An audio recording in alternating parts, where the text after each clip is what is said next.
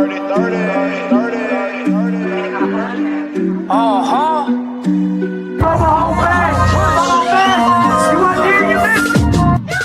definition, I'm the definition. Come and grab your lesson while the class is still in session. Listen, country right there with a little bit of thug. We can cause hell, so might as well just show us love. We the definition, we the definition. Come and grab your lesson while the class is still in session. Listen, country right there with a little bit of thug. We can cause hell, so might as well just show us love. I came up in the back of the shack, we shaking that jug on the lowdown now. Come on back and do the sack, just holler at Jack on the lowdowns. How in the beginning I was sinning, had to learn and no pretending. Fairly hard on the muddy clay, pins in the yard now every day. Down in the deer blast, pistons here time. Let me your ear now, get it in gear now. Bloodhound dog for the mud time, y'all. Misbehave, get unmarked grave. Call me old and set in my ways. Call me bold, I'll die today. You regret the day that you came our way. I regret to say why here you lay. Bring around the Ferris wheel. We gon' charge them terrorist bill. What can I say? Get the fuck out of state. If you don't like the good old US of A. Hey, by the way, while you're on your way, let's not forget we're here to stay. And a deep red clay runs in our blood. Stacking shells and packed with mud. I'm the definition, I'm the definition.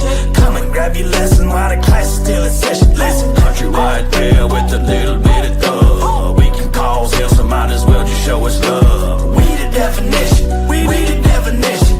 Come and grab your lesson while the class is still in session. Listen, country right there with a little bit of thug. We can cause hell, so might as well just show us love. I'm the definition of that white trailer trash. On the road making rounds and I'm picking up cash. In my razor at the mud park, I be hauling ass. Exotic pushing up in the car, yeah, I keep a stash. Who the fuck you thought it was? I be throwing up love. From Kentucky to Tennessee, yeah, I'm a country thug. Real recognized real, yeah, that's for sure. Heard they call me narcotic cause the flow too dope. You gotta earn a seat at the table with me to get a vote. I got some country killers with me that'll leave your body cold. Mobile home rich, king get his shit, yeah, I got the throne. With a attack bully with me when she bite it breaks bone, I'm the definition, I'm the definition. Come and grab your lesson while the class is still in session. Listen, country right there with a little bit of thug. We can cause hell, so might as well just show us love. We the definition, we the definition. Come and grab your lesson while the class is still in session. Listen, country right there with a little bit of thug. We can cause hell, so might as well just show us love. Bloodhound and narcotic. What y'all know about that turkey call?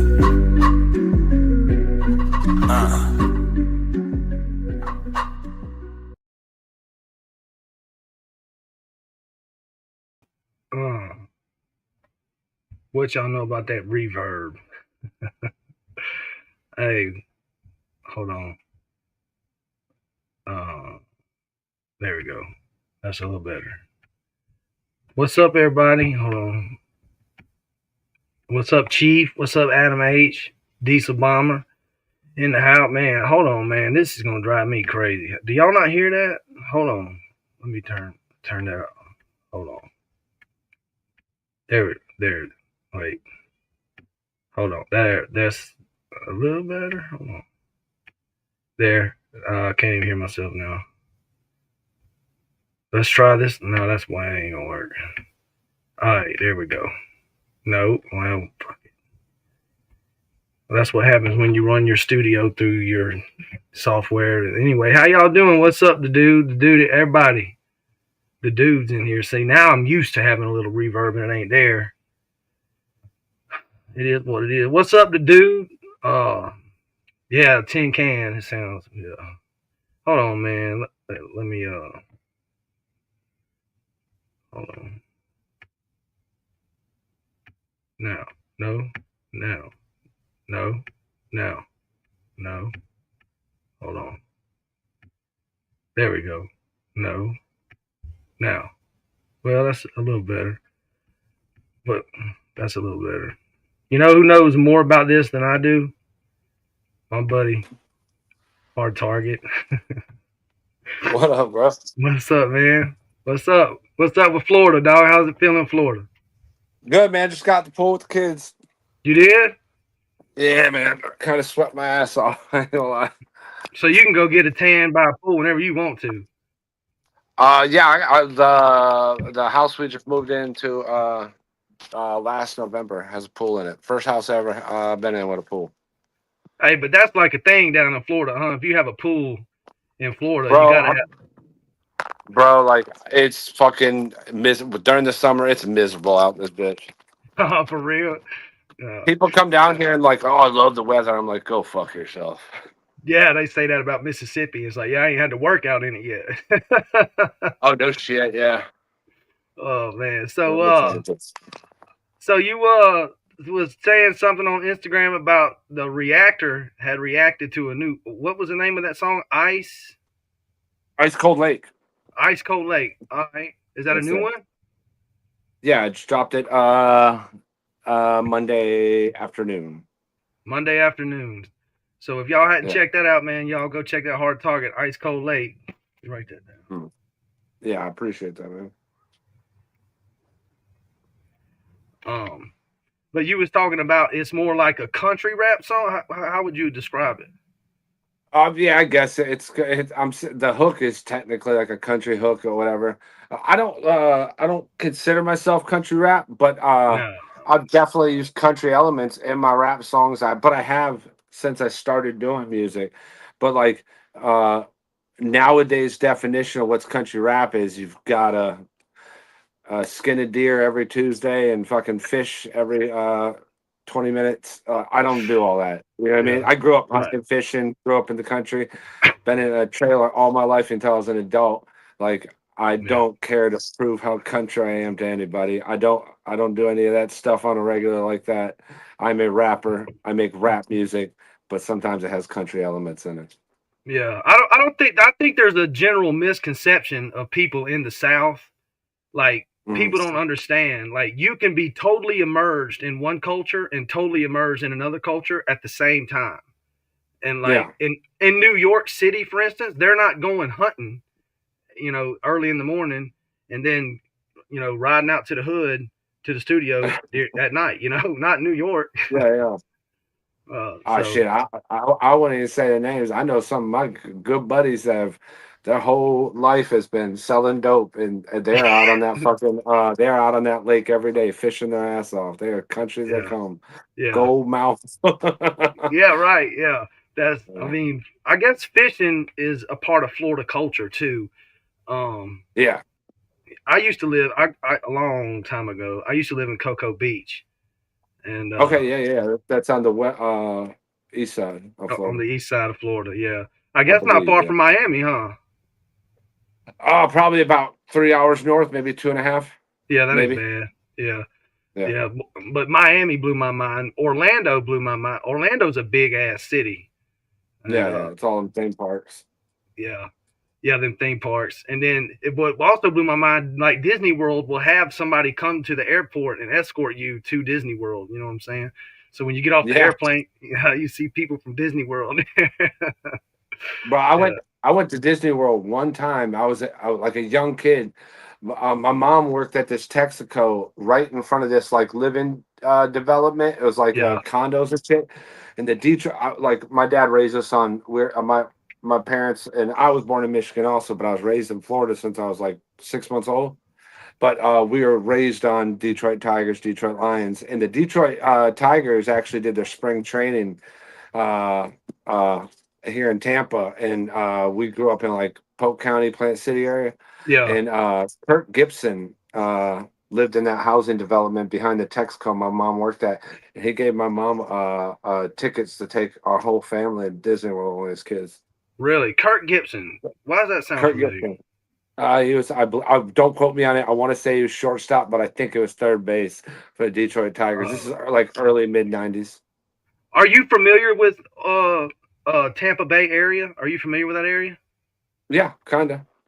Okay, like so back in 2017 or 16, this might have been 16, they had a restaurant there in Tampa Bay, kind of by the stadium, that was owned by the only Tampa Bay player at that time that had made the Hall of Fame. It was a steakhouse, right? It was this, yes, it was a Yeah. steakhouse, yeah. And If you I said heard the it, name of it, I would know. I want to say it's Fleming's, but I may be wrong. yeah. If I could remember the name, that's why I'm asking. I was like, man, maybe you might know the name. I can't remember the name, but I heard they shut it down though, which was They kind may of have. sad. I don't know. I'm not a big steakhouse person. When my bougie friends come to town, we go to steakhouses. But Yeah. That's on their tab. I can't. Too rich for my blood. So, let me ask you, bro. So, what type of music did you grow up on? Bro, 90s country, and we weren't allowed to listen to rap. Like when my dad left when I was about 9 or 10, but we weren't like hip hop was like we got our. I remember I got my ass beat because I had dubbed a tape of Two Live Crew's "Dirty Nursery Rhymes," Uh and the huh. only reason my father found out about it is I was like sitting in the corner, stuck my thumb in and made the bitch come. What a hell of in my and my dad overheard me saying, he's like, "Where the fuck did you hear that?" And What? I had to show him the tape because my dad didn't play, and he Yeah. beat the fuck out of my ass. But we were Really? raised on like old, like like fucking REO Speedwagon, Led Zeppelin. But I loved country, like 90s country. When people say they love country and they're like, "Oh, I love Hank Williams and Johnny Cash and stuff like that," bro. I like Garth Brooks, fucking Rick Trevino, Alan Jackson, John Michael Oh man. Montgomery. I Yeah. love, bro. To me, it's still the best era of country music, late 80s, Doors early straight. 90s. Yeah, yeah, yeah, Some of those songs are so powerful. I can't. I yeah. won't even listen to them. Bro's one shit was a rap song. Hey, pretty lady, won't you give me a sign? I'd do anything to make a man of mine. I'll do your bidding, That's a bitch. Pick and freaking call. call. Yeah, that's a rap But that song. was a rap song. Yeah, it was. If you think about it, it was a rap song. I heard. Yeah. So, did you listen to Aerosmith? Yeah, one of my first albums I ever owned, like as me personally, was "Toys in the Attic." I Oh, got that's it as a gift to my, like I have. I was raised with my older brother, an older brother and a younger sister. We had the same mother and father, but I had an oldest brother and an oldest sister that had different father that were raised like separately. Like we met, would visit them and stuff, but my yeah. oldest brother would always put me on to that music. He's the one that put me on the Two Live Cruise shit that got my ass so by my dad. The older one. But he got me Toys in the Attic, man. That was a great album. Toys in the Yeah. Attic. And I seen him do it live of that album acoustically. And Steven Yeah, Tyler, yeah. he can play the harmonica like you wouldn't believe. But so I was told though that hip hop music kind of birthed out of Aerosmith, and they did a song with Run DMC, and that kind of like set the wave for. And then they did that. Aerosmith did a song, "Last Child." If you listen to that song, that's more or less like a rap song. I I'm was are you so you're saying you heard that's where hip hop came from? Is that? Yeah, I was told that the No, band. hip hop it started like in the Bronx. I won't don't quote me on it. It started in doing block parties and stuff like that, and it slowly developed into more. And then of course you got like Russell Simmons started Def Jam back in the day, had Yeah, uh Beastie Boys, LL Cool J and shit like that. Like that's where it started. It was even before Russell Simmons, but yeah, that was way after Run DMC. That was like a media move because hip hop was becoming a thing. It was becoming a force to be reckoned with in the music industry, and that was like, okay, let's cross platforms, rock and roll and hip hop. And it was one of the first ever rap rock records, if you think about it. Before like Limp Bizkit, Korn, POD, yeah, Papa Roach, and all that shit. because Run DMC was on it. Yeah, Yeah, it was I it was just I thought it was if am I crazy? No, it was Walk This Way, and I do believe Run DMC did brand new verses to it. It wasn't a mashup song. It was right. Walk This Way with some rap verses connected to it. Yeah. That's yeah, right. You're right. You're right. And people in the comments they're like, huh? But I ain't no telling. There's a new generation. They don't even understand. Like we grew up in a generation like when you was growing up. I take it you listen to Eminem. Yeah, I loved especially the first three albums. The first three albums are He was like on. a staple in like my fucking me coming to who I am as a rapper. He's one of those influences that you'll never be able to take away. You know what I mean? Yeah, he's probably the best lyricist. In my humble opinion, okay, Eminem Uh-huh. is the best lyricist to ever rap ever. Uh, I could see. Yes, I could see what you're saying, but realistically, with the day and age, with how we have the internet now, there are other rappers out there that it's not even comparison that could wash him. But Really? To stay, yeah, man, without question. Like you throw like the Joyner Lucases in there, Hobsons. There's such Token, Mercules, and again, this is where you get into where it's a matter of taste, though, too. Yeah. People could still go Eminem's better. Like there's people that think Eminem didn't body Jay-Z on the Renegade song on Blueprint album, the Blueprint 2, Oh, and that's that's crazy. fair. That's fair. In my opinion, Eminem fucking cleaned his clock. You know what I mean? But realistically, it's just a matter of taste. But yes, if you were to go back in that time period with the artist, yes, Eminem was hands down. And Eminem still, like, if you're going based on the impact he's had on music, hip hop, music in general, Eminem's an icon. That's like Absolutely. Aerosmith, Guns N' Roses, Yeah. Celine Dion, Madonna. Eminem's there. Elvis, Allman Prince, Brothers. Michael Jackson. Yes, he's a staple in music history. So Absolutely. yeah, you can't take it away. Like if you're talking about mainstream artists, there's never going to be another in a long time successful as dope as he artist as Eminem. Now I could pull you a couple motherfuckers from around the corner that are just hungry and want to cut a motherfucker's throat because they want a bag that Yeah. will that'll wash his ass. You know what I Really. mean? Grab Big K right up out of URL. He ain't fucking with Big K. Pat Stay, rest in peace. One of the Rest in dopest peace, battle Pat rappers. Stay. Yeah. Yeah. Yeah, one of the dopest battle rappers there are. You know what I mean? Bro, yeah, Pat Stay I was think dope. Pat Stay. I think if that you put Pat now, you put Pat Stay on a beat. Mm. You put Pat Stay on a beat. He ain't touching whatchamacallit. You put Big K on a beat. He ain't touching whatchamacallit. But you cannot deny, and just to prove my point further, Eminem, how his rap changed. Like if you're a real hip hop head Yeah. and you understand bar structures, setups, punchlines, the wordplay, you cannot deny how influenced Eminem is by battle rap culture now more Now. than he ever was. Yeah. Like the battle rap back in the day was a little bit different than it is now. Battle rap now is like it's technical. Like this word strings into the setup for this setup to mean boom on the fourth bars right here. And like back then, he's like, I'll strangle you with the umbilical Umbilical cord. cord. You know what I Yeah. mean? Like, and you're like, oh shit. But then Yeah. it was freestyling. You're going off the top, rapping over a beat. You got to think something real quick. It was a Right. different type of battling. Yeah. And what's crazy is to us, the people that grew up during this time frame, when a rapper like Eminem would say a word and make it rhyme or a rhyme scheme or a cadence, this was new music though. We never heard this before. You know, I'll string you with the umbilical cord. That was like mind blowing to us. You know what I'm saying? To hear these lyrics, rap was new back then. You know, and Yes.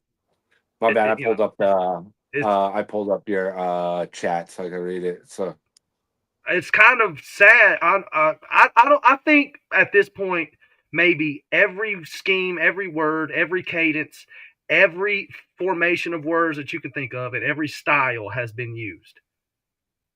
yeah, whatever. Well, to an extent, yes, it's same thing with the To chord an extent, progression, drum pattern. It's the way you use it. Bro, there's a thing going around. Adam had the song and dropped it like a month ago. Rebels. rebels. And everyone compared it to the Bubba a Sparks song. This is how like little a lot of these people's brains are in music. They're like, Right. he stole Bubba Sparks' song. No, dickhead. It's the same chord progression.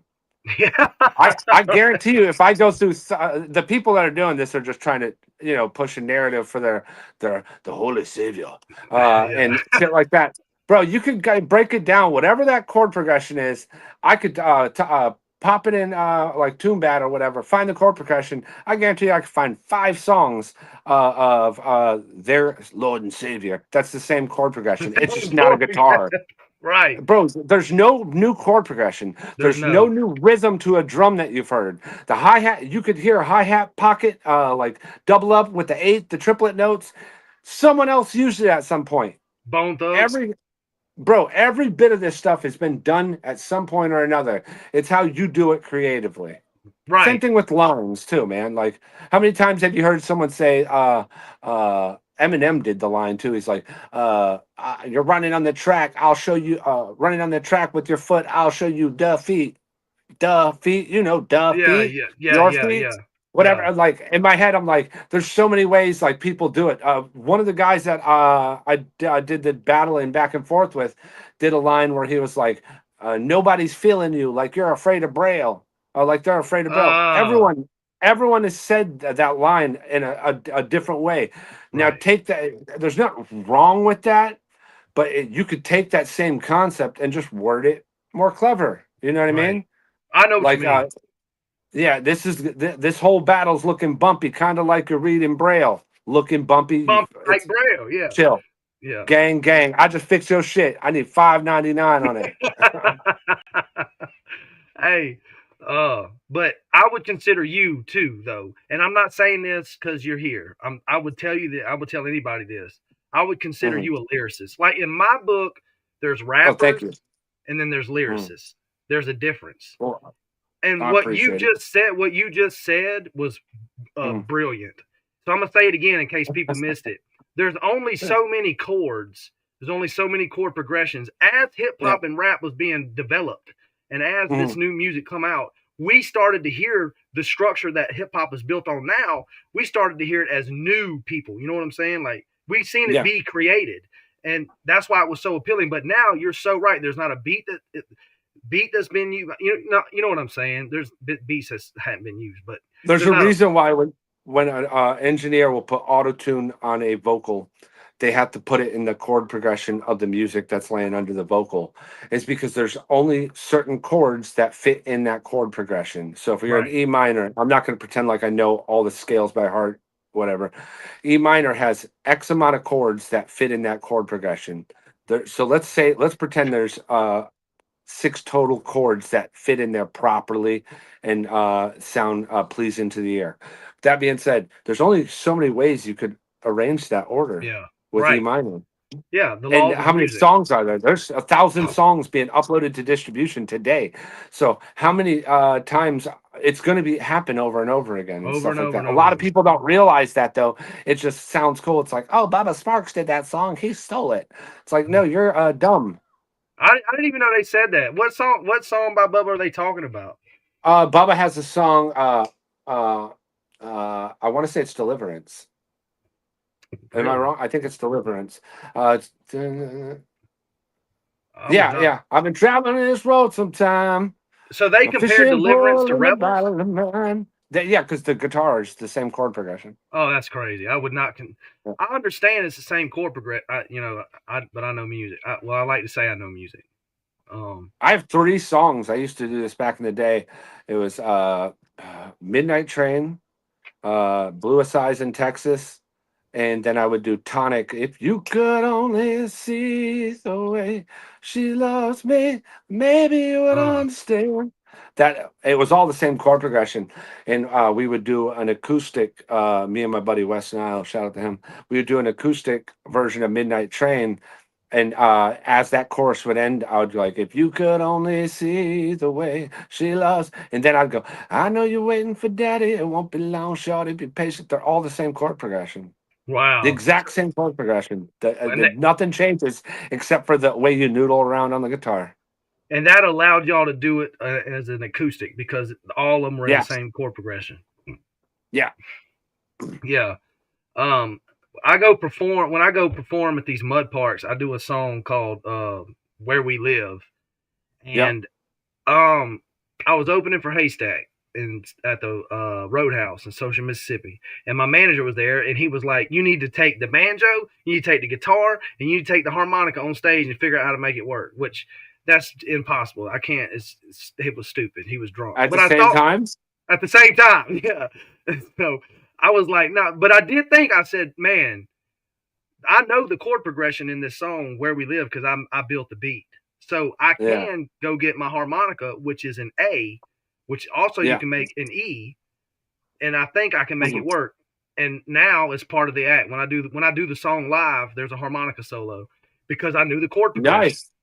Yeah, A good buddy of mine, Dirty, Durte, yeah, dirty. he Shout out does. dirty. He always breaks down on one song and does harmonica. And what's crazy is we was on. We did like a cruise with Moccasin Creek last year, and Yeah, there was just like after the shows and stuff, we'd go and to the other parts of the ship, and they'd have like different shows. And there's this one guy that would play Piano Man. And this guy was hilarious. He was very witty. He was off top playing, doing a lot of crowd work. And they were like, "We're going tomorrow night." And Dirty came prepared. He had the key of the Piano Man song, harmonica in his pocket, and he started playing it. And he got up and started playing it. Dude, Dirty the place lit up. Yes, What? yes. That was The guy was like, amazing. "Yes, you're fucking amazing. You're amazing." Yeah, that was probably amazing. I went to Florida where they had these battling pianos. It was in Destin, Florida. Howling that's at the not far from me. Moon.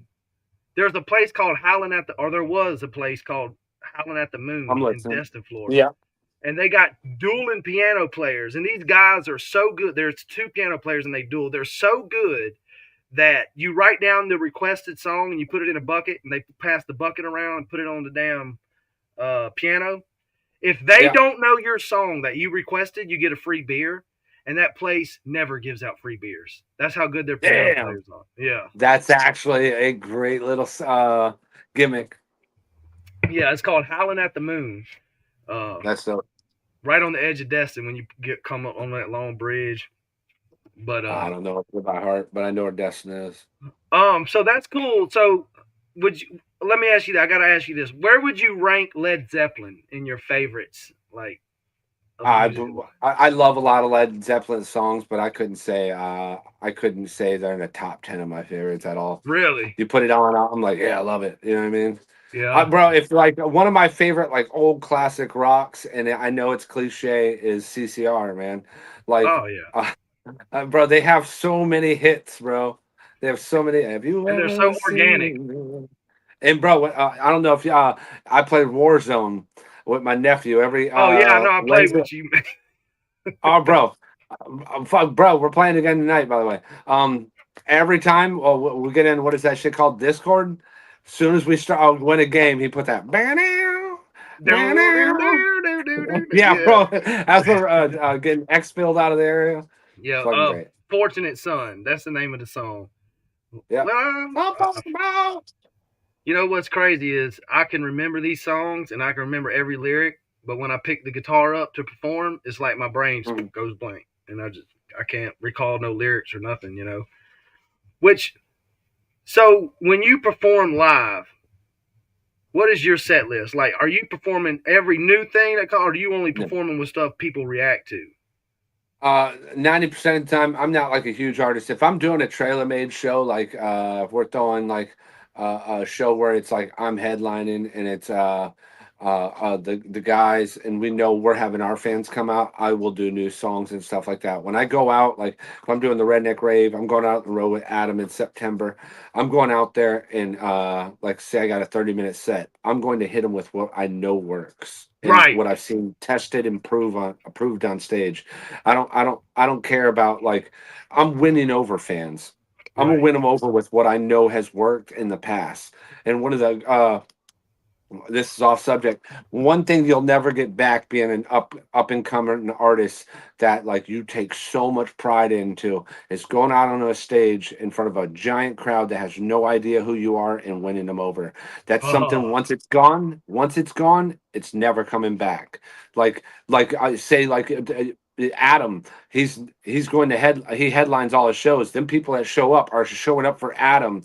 He doesn't have to win the crowd over there. He won them. They're there for him. They're there. You know what I mean? There's something awesome about that feeling of going out there being unknown and then being like, what the fuck is this? And the song's starting and they're just like, look at this fucking guy. And then you're about halfway through it and you get to that first chorus and they see her going nuts. So like, I like this motherfucker. Go get me a drink. We're turning up. Now I got control. Yeah. But so you said that once it goes away, it'll never come back. Like, once you get to a certain point, the people know who you are. You don't have to win them over anymore. You want them. Yeah. Yeah. I guess that's what you would call a breakthrough or success in the music industry. Absolutely. And that's what we all want. That's one of those. That's why I say it's like you want that to happen. But once it does happen, that feeling. I've done so many shows over the years. I've been touring since 2004. I want to say first album dropped in 2003. I was going in and out of state from 2004 past that. Like I Right. immediately started doing shows, and my whole life it's been you have to win these people over. You have to win these people over, and it was hard back in the day. This was like early 2000s, like White boys didn't rap. white boys that rap. Like it was like, oh yeah. And you got keep in mind too, I'm not going out there like thugged out white boy. I'm going out there with a flannel and a trucker hat and boots on. They're like, yo, this motherfucker looks like he plays bass for Led Zeppelin.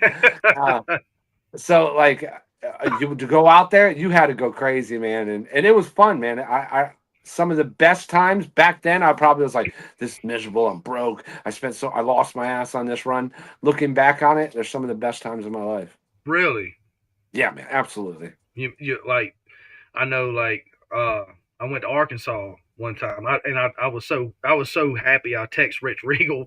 I was like, bro, I drew a crowd at the Mud Park for the first time. When I say a crowd, I mean like 500 people. There's video of this, and I did everything. I put a bulletproof vest on. I put the gloves on. I robbed that idea from Just in Time. I admit, I put the gloves on, and I put the bulletproof vest on, and I went out there, and I did so good that on the drive home, this was in Arkansas at Hillarosa. On the drive home, the people messaged me and said, "What's your Cash App? You did so good. We're gonna." It wasn't a paid gig. I was just trying to get my name out there, even though I did make money on merch, right? Yeah. Well, the park was like, "You did so good. We're gonna pay you on the ride home." So I know. Yeah, I know what you're talking about, bro. Like, there's no guarantees. You know, these people are not there for you. They're not. You know.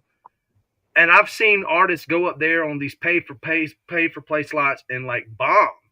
And nobody booed or nothing, but it was like just a known thing in the venue. Like, we're waiting on the next person.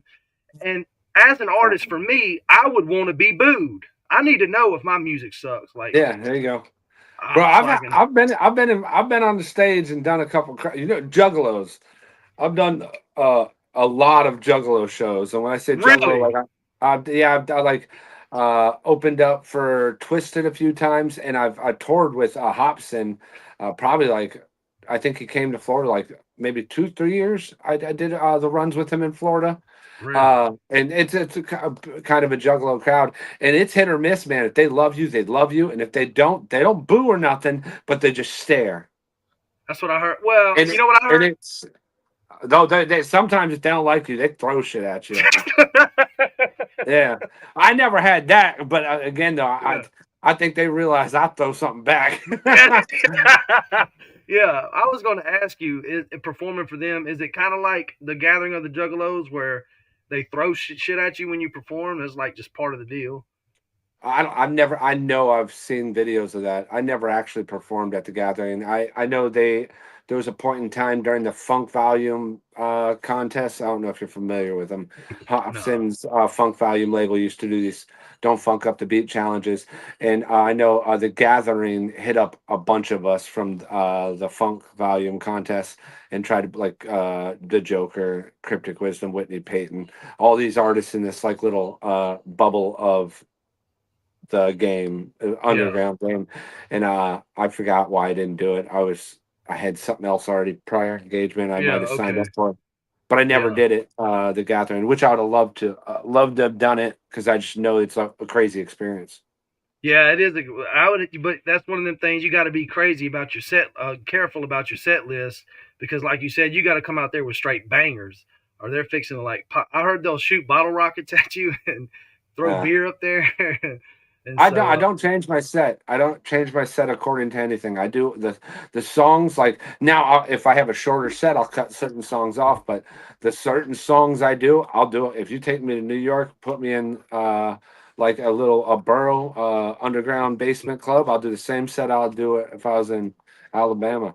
I'm not going to change that because they're going to either like my music for what it is or they ain't going to like it. Yeah. So I'm going to do the shit that I know will work, and I'm pretty good. Like, I'm not going to say I'm the best, but I'm pretty good at. No, you're pretty good. I'm decent. Yeah, no, you're pretty good. But so with that being said, let me ask you this as an artist, okay? Do you get tired of doing some of the song? Like, I'm so sick of performing Pink Flamingo. If I got to perform Pink Flamingo one more time, I'm gonna throw up. Like, do you feel that way sometimes? Yes. I did, and we did. We just stopped eventually doing them. I have a song called "Moonshine" with Simple Man, and we used to open every show with it. And I will not do that song. I don't care if people ask me to do it. I'm like, no, I'm No. not Yeah. doing Moonshine. I hate it. I'm like, just I don't like drinking moonshine anymore. To be honest with you, uh, Really? no, bro. I got too many people like, giving me fucking Everclear, and that shit fucking eats your gut up. Oh man, Everclear. Yeah, bro, they just throw some food coloring in there and some flavoring. Like they'll throw some cinnamon sticks. Want some apple pie?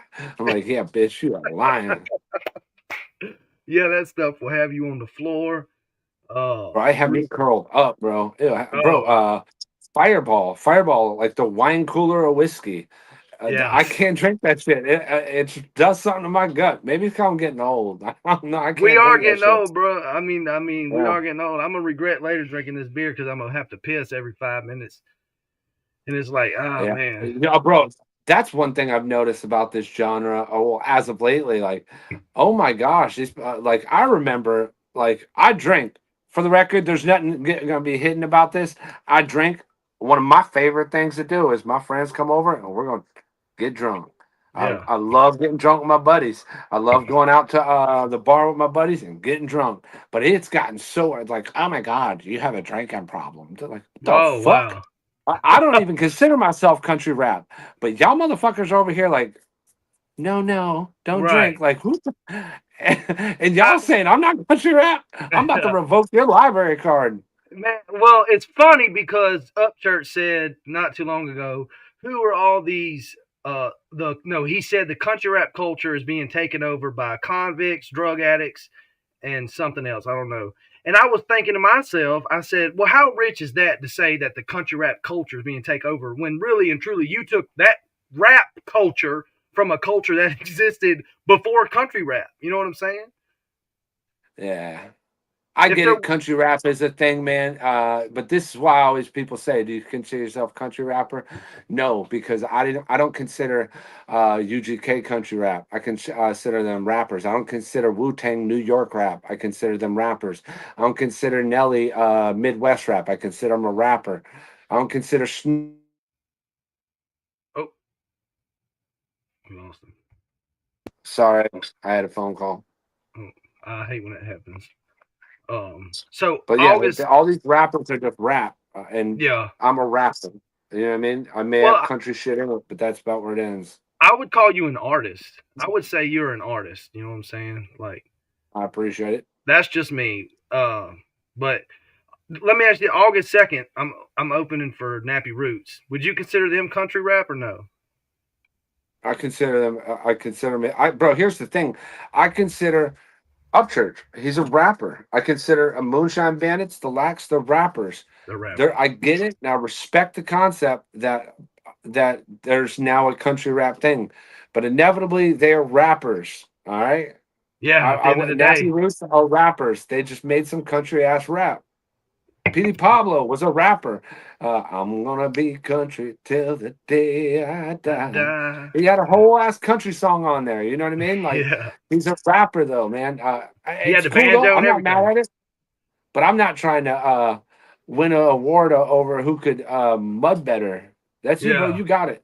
Right. You mud Yeah. better than me. You must better. You got that one, bro. But Yeah. um, I would, like I said, I would consider you an artist. But you know, I started music on the guitar, really, and you Yeah. know that I've sent you some. I've seen you playing it. Yeah, I've got a Yeah. guitar sample I need to download and make a beat out of. Yeah, I sent you guitar samples. So that's where my music journey started. And because it started on the guitar, I was able to learn what you was talking about earlier, chord progression, music theory, what chords Yeah. work with what. And then now years later, I'm making rap music and I run into rappers that don't even know what a chord is, that don't even know only 6 of them exist. You know what I'm saying? And it's Yeah. like, if you would take the time and actually learn music, you might be a better rapper.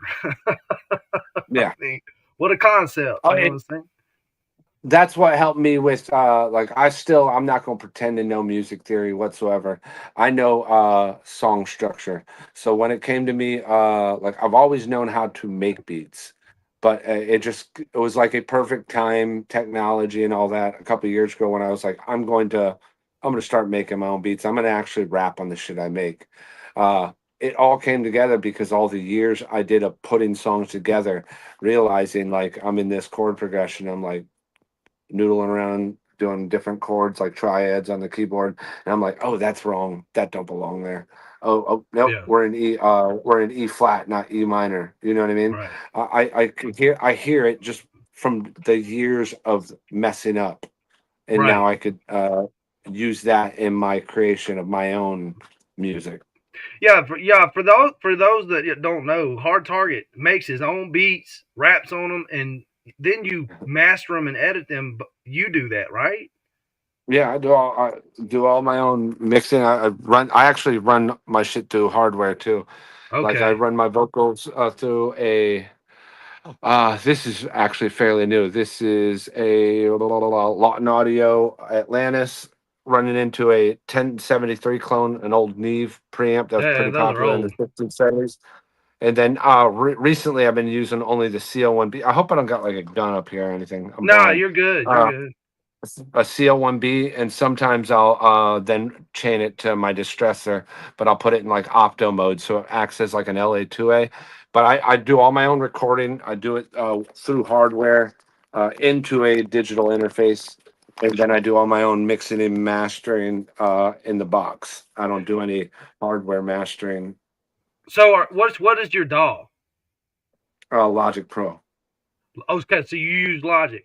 Why? So Yep. you like hardware better, or you just? Yeah, when it comes to recording my vocals, like I switched to a Mac back in like 2016, Oh and I yeah, did it because I switched to an Apollo Twin. If anyone knows anything about UAD Apollo Twin, you could emulate hardware recording your vocals into it before it goes to your DAW, your digital workspace, digital audio digital workspace. audio works. Yeah, Okay, so it's basically like you're running it through hardware, but it's digital. And I did that. I switched to a Mac because back then they only had it for Macs, so I had to learn how to use Mac, whatever.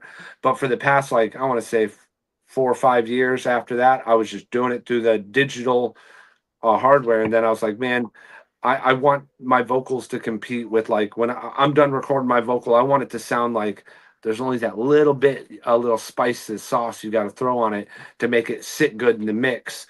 And I've found using it with doing it with hardware, there's not a lot you got to do. Like I don't know really. how much. Are you? Do you mix your stuff at all? I used to until I realized Dub 3030 is a fucking way better at it than me. Yeah, he's very good, man. And I agree, he's better than me as well. Uh, but I still though, like even knowing he's better than me, I just don't trust people to do my stuff. I want it Nobody's to, gonna put the work in your song like you will. yeah. And I record weird sometimes too, like where I'm doing like I'll do my stacks on my hook, and then I'll have like a harmony on one phrase in a certain tone, and then I'll have a different harmony on the next one. I don't want to put it on the same track, so because I want to adjust the volume accordingly on that one, so I'll do it on another thing.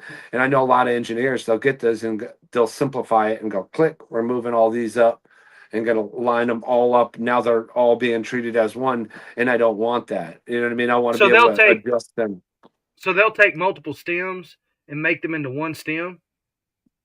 Yeah, if they're like, oh well, this harmony, like I could be doing like a mid-tone harmony, like the bluest stars in Texas, a haunting midnight, and the harmony would be like the bluest stars in Texas, a haunting me tonight. Like that phrase, I don't want to be treated with volume EQ the same as I would do like the stars that fill the midnight sky. The Like tenor. if I start doing a more falsetto, I don't want Yeah. it to be EQ'd and treated. And sometimes engineers, not saying Dub 3030 does that. I've never paid him to do my stuff, but I know I want to EQ that higher falsetto differently than I want to EQ my lower tone For the for and that full compression. sound. For that full For sound that the sound for whatever sound I'm going for. To say if I was to say, well, I do this every time I record, and I put this on every time I record, I'd be a lie. I will open up a song, I'll record it, and when I'm done tracking all the vocals, each time I go to mix it, something little by little will change. I'll always do my subtractive EQ, pulling out, cleaning up the vocal, but sometimes I'll add a different compressor right out the gate just to get a different crunch to the vocal than I would with a like a FET style compressor. I'm sorry, I know I'm probably talking in No, Spanish. no, I know. It's cool to me because what's crazy to me is the fact that different compressors give you different sounds. When Oh yeah, according to science, they're not supposed to. They're just supposed to compress the music, but they give you different uh, sounds. I'll show you. This right here is called a distressor, and they call it a Swiss Army knife of compressors because it will give you like a. I guess this is more like a FET style compressor. This one's more forgiving. It doesn't have as much tone to it. This right here, I could set the settings up to where it's like an LA2A, which is an opto compressor. Uh huh. I could adjust the tact and the release time and make it more like a FET compressor, Uh huh. and then I could crush this shit just to give it tone, to give it like a grit to it. So like yes, compressors all have different sounds and give you different textures. That's why like over the years they've chained them differently. Like a popular vocal chain that started back in like the 60s and is still used to this day Yeah. in major label studios is a 1073 preamp for your tone, an then to an 1176 where you could like surgically get the peaks of your vocal, the dynamics of it tamed. Then they run it to an LA2A because an LA2A gives you that chunky analog feel. Yeah, And the now when it hits analog. the DAW, you've got a good steady volume ratio with your I am rapping like this to a real loud part like Yeah. this where it gets, That. and the dynamics are all similar, but they still Yeah. got their dynamics, if that makes sense. Yeah. For the people that don't understand what a compressor is, basically you could not listen to Nickelback, or you could not listen. They That's would great, blow your actually. ears out. You know, when you put a Seether song on or whatever, and you're listening to it, and your headphones are Creed, and you hear that loud guitar. If you was really hearing that loud guitar, it would blow your ears out. What a compressor does is compresses it down and makes it to where it's listenable. Is that a good explanation? You think? Yeah, like when anyone that's got like an Apple iPhone or anything like that, you guys could see the wave formats of a song playing whenever it's going through your like file folder or whatever. That wave format, like sometimes if I'm rapping like this, it's going like this. It's got a little. Then I get loud, it starts going like this. So now you've got this Wave. of waves going. So this volume is this low, this volume is this high. We want everything to sound equal, so we got to, when we go to compress it, we're going to not chop off. We're going to compress Compressed. these vocals down, and these are going to get inflated to where now we got an even volume going across the board, That's a so good to speak. explanation. Depending, Yeah. yeah, depending on how you use it, though. Yeah. Did you get any like? Did you get any training in engineering or anything like No, I dropped out of school in eighth grade, man. I that? taught myself everything I know: recording, mixing, mastering, graphic design. Shit, I could type up HTML still a little bit. I used to have to do my own websites. Really? Luckily, they got like easier shit now. The AI is so crazy. Yeah. I did my own videos too at one point. I had all the camera equipment. I'd have my buddy shoot it, and I'd drop it in there. I'd do the coloring, the chopping, the effects, all that shit. But Yeah. my good buddy and business partner in Redwin DeVille, he's Redwind. way Shout better than out I am. Redwind. So, I say his name wrong, man. I'm sorry. I don't. what do How you do you call say? him? What do you call him? I was told it was Bredwin Duvall. That's perfect. We're gonna call him Redwin Duvall from here forward, y'all. That's Redwin not his name. Duvall. Y'all know that's not his name. No, but I learned this stuff based on the fact that I just didn't have money, man. You know what I mean? Like, Right. and you see how much you put out, right, bro? Like, think about it. If you record a song, you buy a beat. Let's say you spend $200 leasing a beat on limited lease, or you buy it exclusive, spend 250, 500, whatever it is. Then you spend about 150 to $200 getting it mixed and mastered. Then you spend about $150 on your graphics, or you got a buddy that does it for 25, and your shit looks terrible as fuck. Yeah. uh, then you go shoot a video, and if the video, like you got your boy that'll do it for 300, but that shit looks busted as hell. So you spend about $1,000. Every song you're looking at about $1,500 to $1,800 to put out. I'm trying to put out a song every other week. I I see don't you want are, and to. you are, and you are. Yeah, I like that. Well, on the label, we're putting out a song a week. I'm doing every other week, but the label itself, like Monday, I believe Simple Man's dropping one. If not, Corey Spires. But we every time I drop a video, the following week, someone from the label is dropping a video, and I'm not trying to. I have to pay 1,800. Bro, some of these songs don't make $1,800. For it takes them like a couple of years before they accumulate that type of money. Some of the songs, they, God willing, and praise the Lord, will come out the gate and make me good money right out the gate running. But a Right, lot of these right, songs, they're not. Some of these songs make me extra $50 to $150 a month. You know what I yeah, mean? And if I spent $1,800 on that every 2 weeks, bro, I'd be homeless. My kids would be fucking mad at me. right, bro. I would say that it actually is more. It's way more than 1,800 to make a hit song. Like to make a hit song, like a song go viral. You know what I'm saying? You're Yeah, because competing. you want to dump money in, bro. The problem is even then though too, the way the algorithm is with YouTube, Spotify, they want you to pay to play, and I've done it here and there. I've ran Google ads on videos. I did it on my video with Struggle Jennings called River, and I did it on, I want to say, America is Fuck, and I I had love just that such song, a, man. oh, thank you. I love them guns. I still got most Yeah, of they them. got a lot of good, and the women in it. Oh yeah, that's just wild. My neighbors were tripped out by that. They're like, "What the fuck is going on next door?" But I've always found it bad. It's like I don't get much out of it. I'm trying it now with Ice Cold Lake. I put a couple $100 on trying to promote it, see if it'll help it out. It's just test the waters. I knew Ice Cold Lake, when I make songs like that, they're not going to perform as well as me getting on there and being like, suck my dick. You know what I Yeah. mean? Like Ah, I talk some ratchet shit. People are like, we like it. I say something from the heart, and it's like I got them fans that love it, but it don't go further than that. So I'm right. just testing the waters to see if it does any better. Yeah. Yeah, yeah. The next song that I'm getting ready to drop and master, which is probably going to be, it might be like in November. I don't know. I ain't in a hurry, but it's so not country rap. Like it is not. It's like Aaron on the side of like Kevin Gates in Project.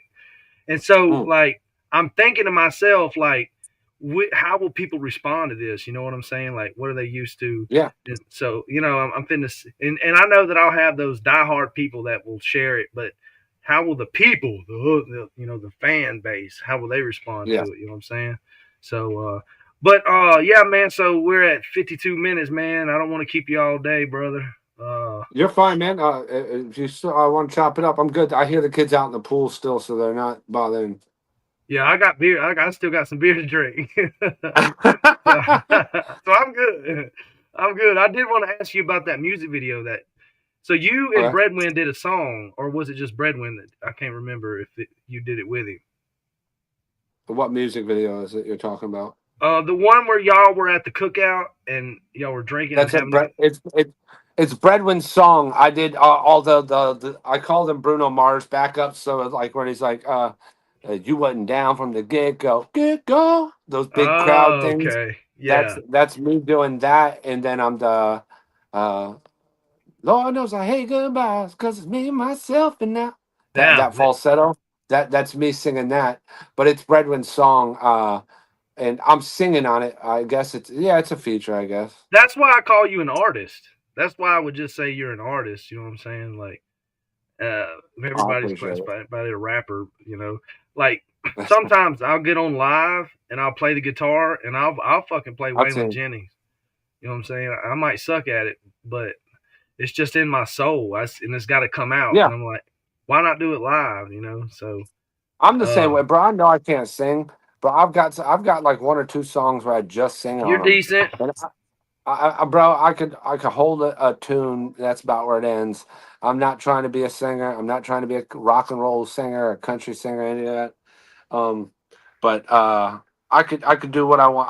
I could do enough to make a song I want, like Ice Cold right? Lake. That's I wouldn't say I'm like American Idol or any of that bullshit, but it sounds good to me. I'm okay with it. Yeah, yeah. And when this is over, man, y'all make sure to go hit up Ice Cold Lake, man. I'm definitely gonna hit it up. Shout out Old Skeet, man. I see you in the chat. Get out of my yard is still one of my Get Out favorites. My Yard is still one of my favorites. Even though Get Out My Yard is a song that will never leave my set list. If I do a show, it does not matter if I got 10 minutes or an hour on stage. It will always be the song that closes my set. So that's one of your songs on your set list. Yeah, that, and I have a song called "Smoke" that I always start the show with. Okay, I'm gonna go check that out. Write it down. Get Out My Yard. Get Out My Yard though is just, it like melts faces. It's fucking hard. That's a good description. I'm getting up there. I'll be 40 in August, man. And my body don't work the way it used to. We used to stage dive, jump fucking in the crowd, mosh pit with people and shit like that. It does not matter. I still will fucking headbang my ass off on, like, I think I'm fucking Wes Borland from Limp Bizkit when Get Out My Yard comes on. I'm like, yeah, Yeah. headbanging. Then, and bro, I feel it the next couple days. I'm like, my back's fucked up. Yeah. So you don't get tired of doing that song? Absolutely. I no, no. When it comes on, like in my head, I'm like, bro. I go when I perform. When I perform at this is just random off. When I perform, I like to get in the mind state of what the song is. Right. I don't know Yeah. if this makes sense. Like if I'm talking, if I'm performing, like what was it? I had this song called "All I Ever Wanted Was You." It's like a song to my ex, and I remember when I performed this. I did this quite a lot a couple years back. It's about 5-6 years ago. Yeah. I remember like being on stage and people like asking me afterward, like, "Yo, you get into your songs?" And it's like, Yeah. "Well, I'm not performing for you. I'm literally singing to this woman like, you fucking cunt. I Right. fucking hate your guts." Like when I Right. do "Get Out My Yard," I'm literally like, I will. You will not leave Uh, this yard. You right. come in here and try to harm my family. You are not leaving. I'm not like in that mindset of like, I hope they think I'm good on stage. I'm like, Yeah.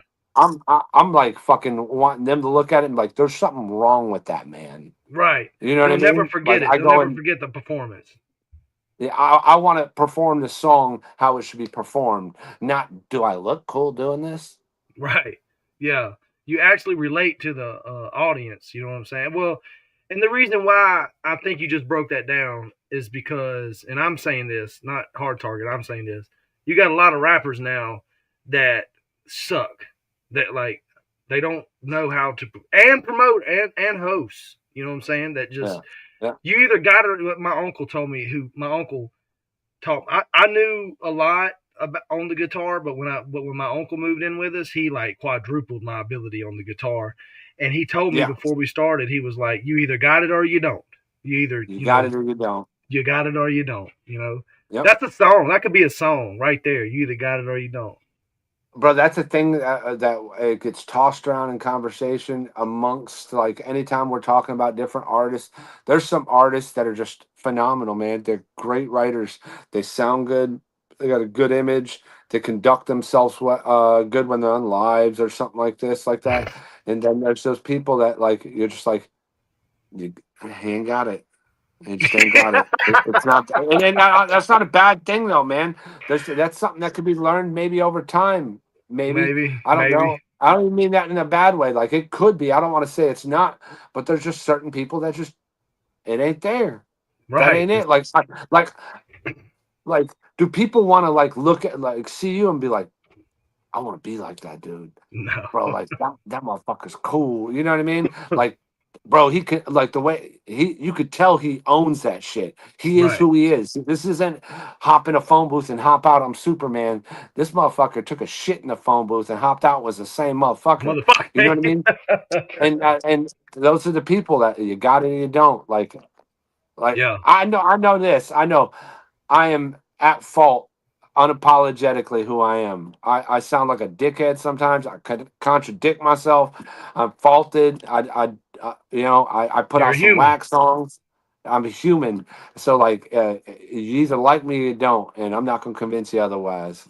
Yeah, that's what I've grown to learn as I've grown as an artist. I've learned, which now I really feel like this might be like it for me. This might be my last year. I'm going to step away. I'll forever make music, but I'm not going to entertain. Good. Yeah. Good. Yeah. Because Good. you go ahead. I was gonna say there's a lot of artists that don't have that in them. If this isn't going to make them money or going to be a success, they're like, I'm just done with music and walk away. Like I get it. Like there'll come a point where I'm going, I don't need to do this no more. I don't need to chase being this, that, or whatever. There'll never come a point where I stop making music and putting it out though. I love it. I have to do it. Yeah, I have It's to. just a mental thing. Yeah. I think you had a bar in one of your songs about that. I have to write. It's something about maybe you know what you said, but you was like, you got to I get it had out on to. you got to get it out on paper or it comes out another. You know what I'm saying? Like Yeah. maybe you said, I got to write this to keep from blowing somebody's head off. You know what I'm saying? Like, Yeah, I wouldn't doubt it. But it yeah, is right though. Like as men, like I'm not like walking around being like I'm sad, I'm depressed, and this like that. We keep all that shit bottled in. Like my kids don't want to hear me. Fucking. I don't want my kids to see a motherfucker walking around saying all this shit's bothering them and stuff. That's right, that's for me, and I'll take it to my grave. You know what I mean? That's why I right, do music. I'm gonna say right. what's on my mind, and I don't mind saying shit. Like I have a song called Deja Vu where. I Yeah, spoke about how my dad was. My dad was just a relentless, mean person and took a lot of his anger out on us. And he had zero patience. And when looking back at it now as an adult, I could see when he was having a hard day. If one thing we did was wrong, it was snap of his fingers. It was we were the target of what was going to happen. And that song right there. I wrote and I explained like I've turned into my father. I've become my father, oh, like like Diet Cola version. And now I've got to accept the fact that like everything that was against and the perfect example of what not to be ended up being what I am. You know what I that's mean? real. And Yeah, like and and I'm not gonna walk around and like, hey, to my wife, hey Sarah, kids sit down, and my daughter sit down. Like, okay, here's what happened when I was young, and I'm gonna yeah, tell you on this, and now I'm gonna do better. No, I just got to recognize what it was and try to be a better person. You know what I yeah. mean? Do what I I, can to be not a piece of shit. Yeah, and I'm so glad you said that because I'm looking at myself, and so the reason I really have to kind of slow down on music is because I'm a single father raising three boys, and now they're coming older, and it's like Yes. I don't want to be that either. I had a very No. violent father too, but I miss him every day of every second of my day. I miss my dad, Yeah. but Yeah. when he get to drinking though uh, Hmm. you couldn't be around him. You just couldn't be around him. And but I still love him. And I miss him deeply. Like my brother, I miss my brother. And so Hmm. I know you just went through a rough time too. And Yeah, I so lost my father in February and my mother in April. yeah, I didn't know if you wanted to say that or not, but um, I've made my post about. I don't like want to get into it and stuff like that, but right, yeah, you know no, what I me mean. neither. I I get it. get I it. get it. That's what I'm saying. Yeah. So you fixing? So when is the redneck rave? The 17th to the 21st, or the 18th to the 21st. Just come the And 17th, so a day early what day you performing? on the Saturday. I'll be up there. I'm coming up Thursday night. I'll probably maybe pull up on the park, if not go to like a local bar and shoot a jukebox like Bubba did. Yeah. That's that '90s country. Bro, I that was had such a well written song if you think about that. Bubba shot the jukebox last night. a night, Said it played a sad song. song, Made him made cry. him cry. Went to the truck and got a Got a 45. 45. Yeah, Bubba shot the that was fine. jukebox. Yeah, that's where you're going though, bro. Yeah. It's so crazy.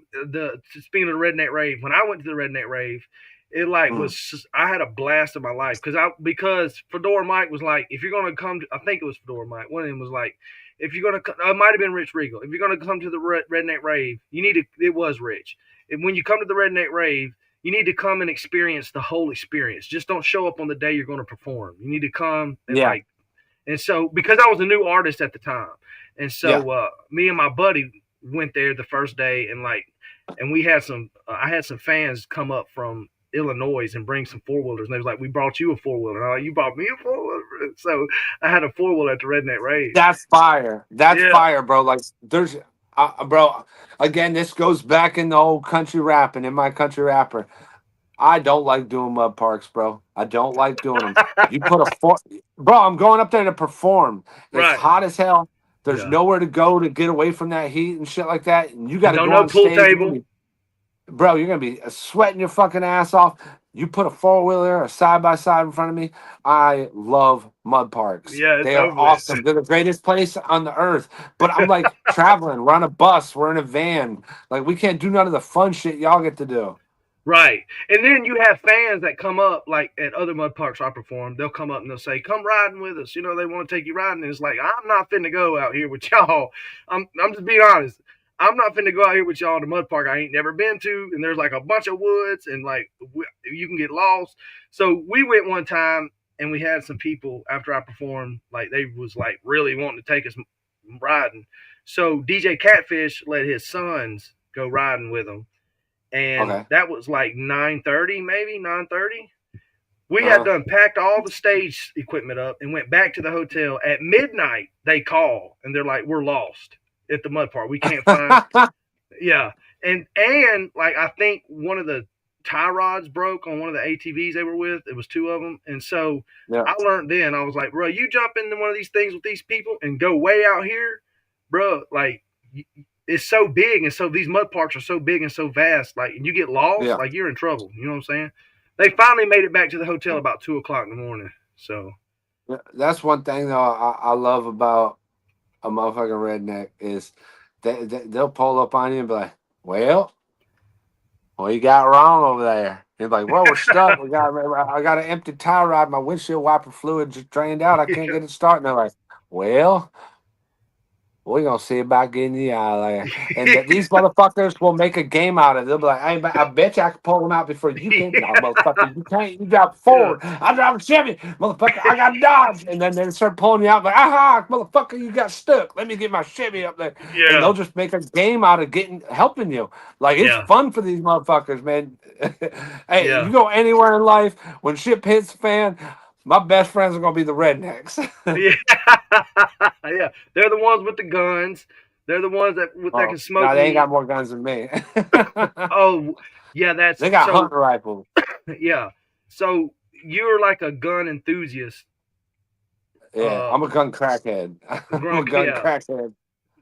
Yeah. So I seen a video where you was like, "Man, we can't go nowhere. We can't go touring nowhere. Go visit no place without stopping at a damn gun store." And I seen y'all going in Yeah, and stuff.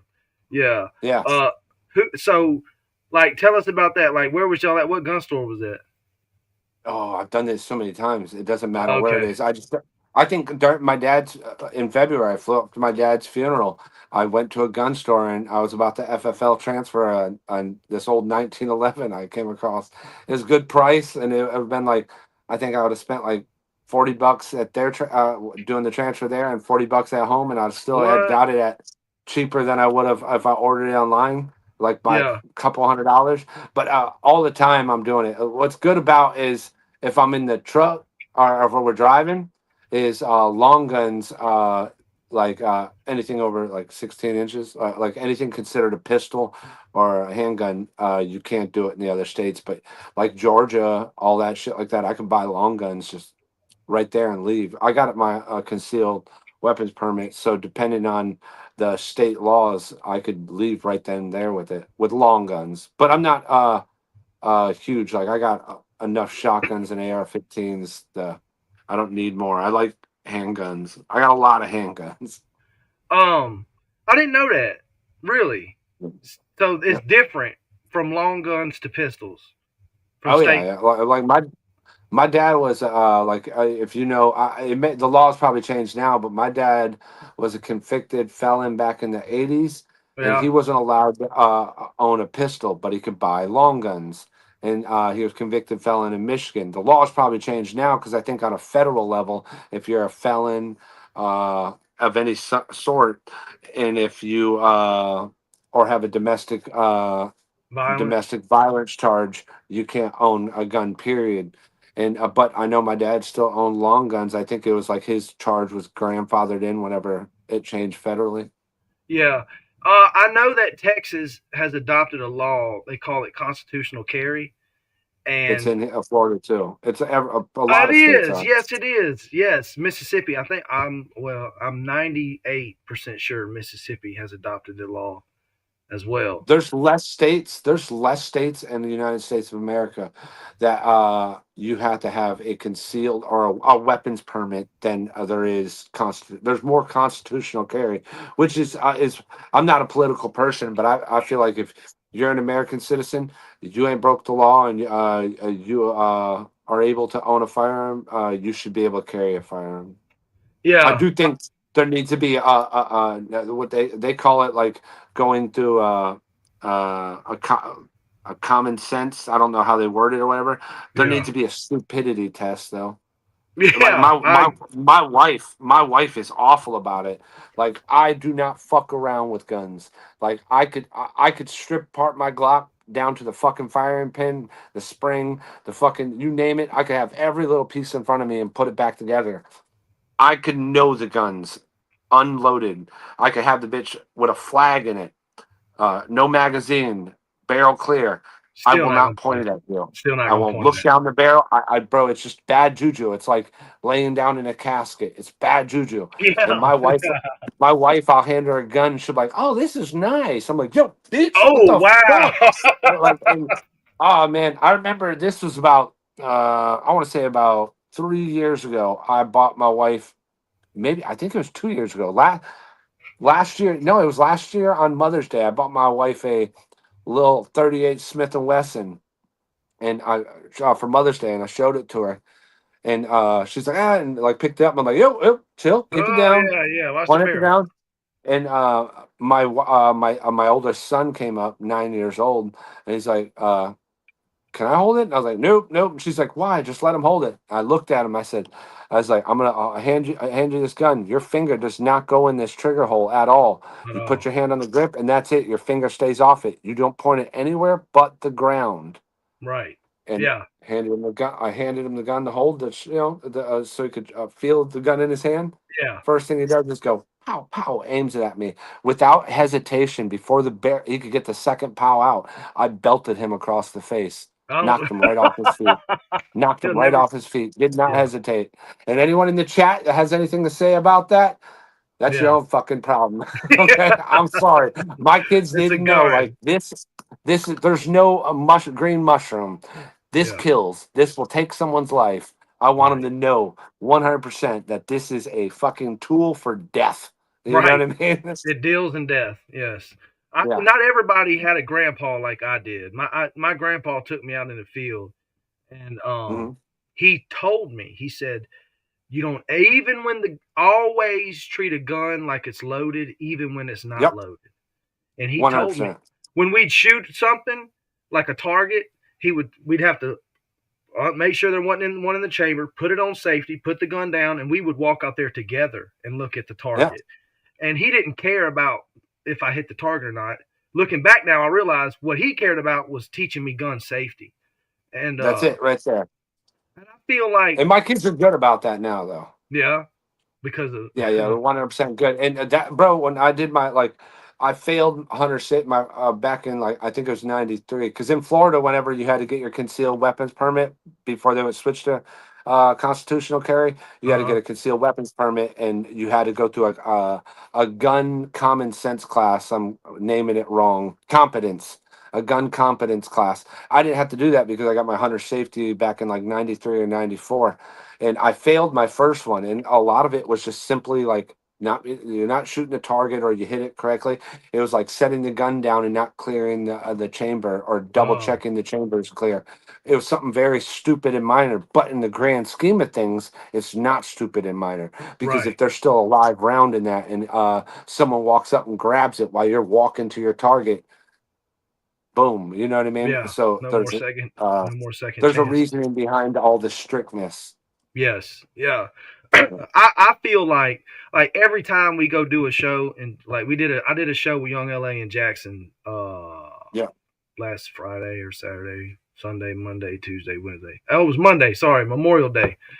And when you go to Jackson to do a show, you have to be strapped. Like it's Yeah. just so sad now. It's just sad, man. But you got to be, and all the security, they had the pistol grip leg lock where the pistol holders on their leg. They had Yeah. the whole face thing going on, and they had long rifles. Like they had an AK. Like they didn't take like they took this. That's wild. Yeah, they took it serious. Have you ever been in like a creepy like venue like that? Like you was like, man, I All wish the I'd have brought time. my all the Yeah, all time. the time. Like back in the day, before we like started touring with like we got introduced. I got introduced to the country rap scene when I met the Lax back in 2015.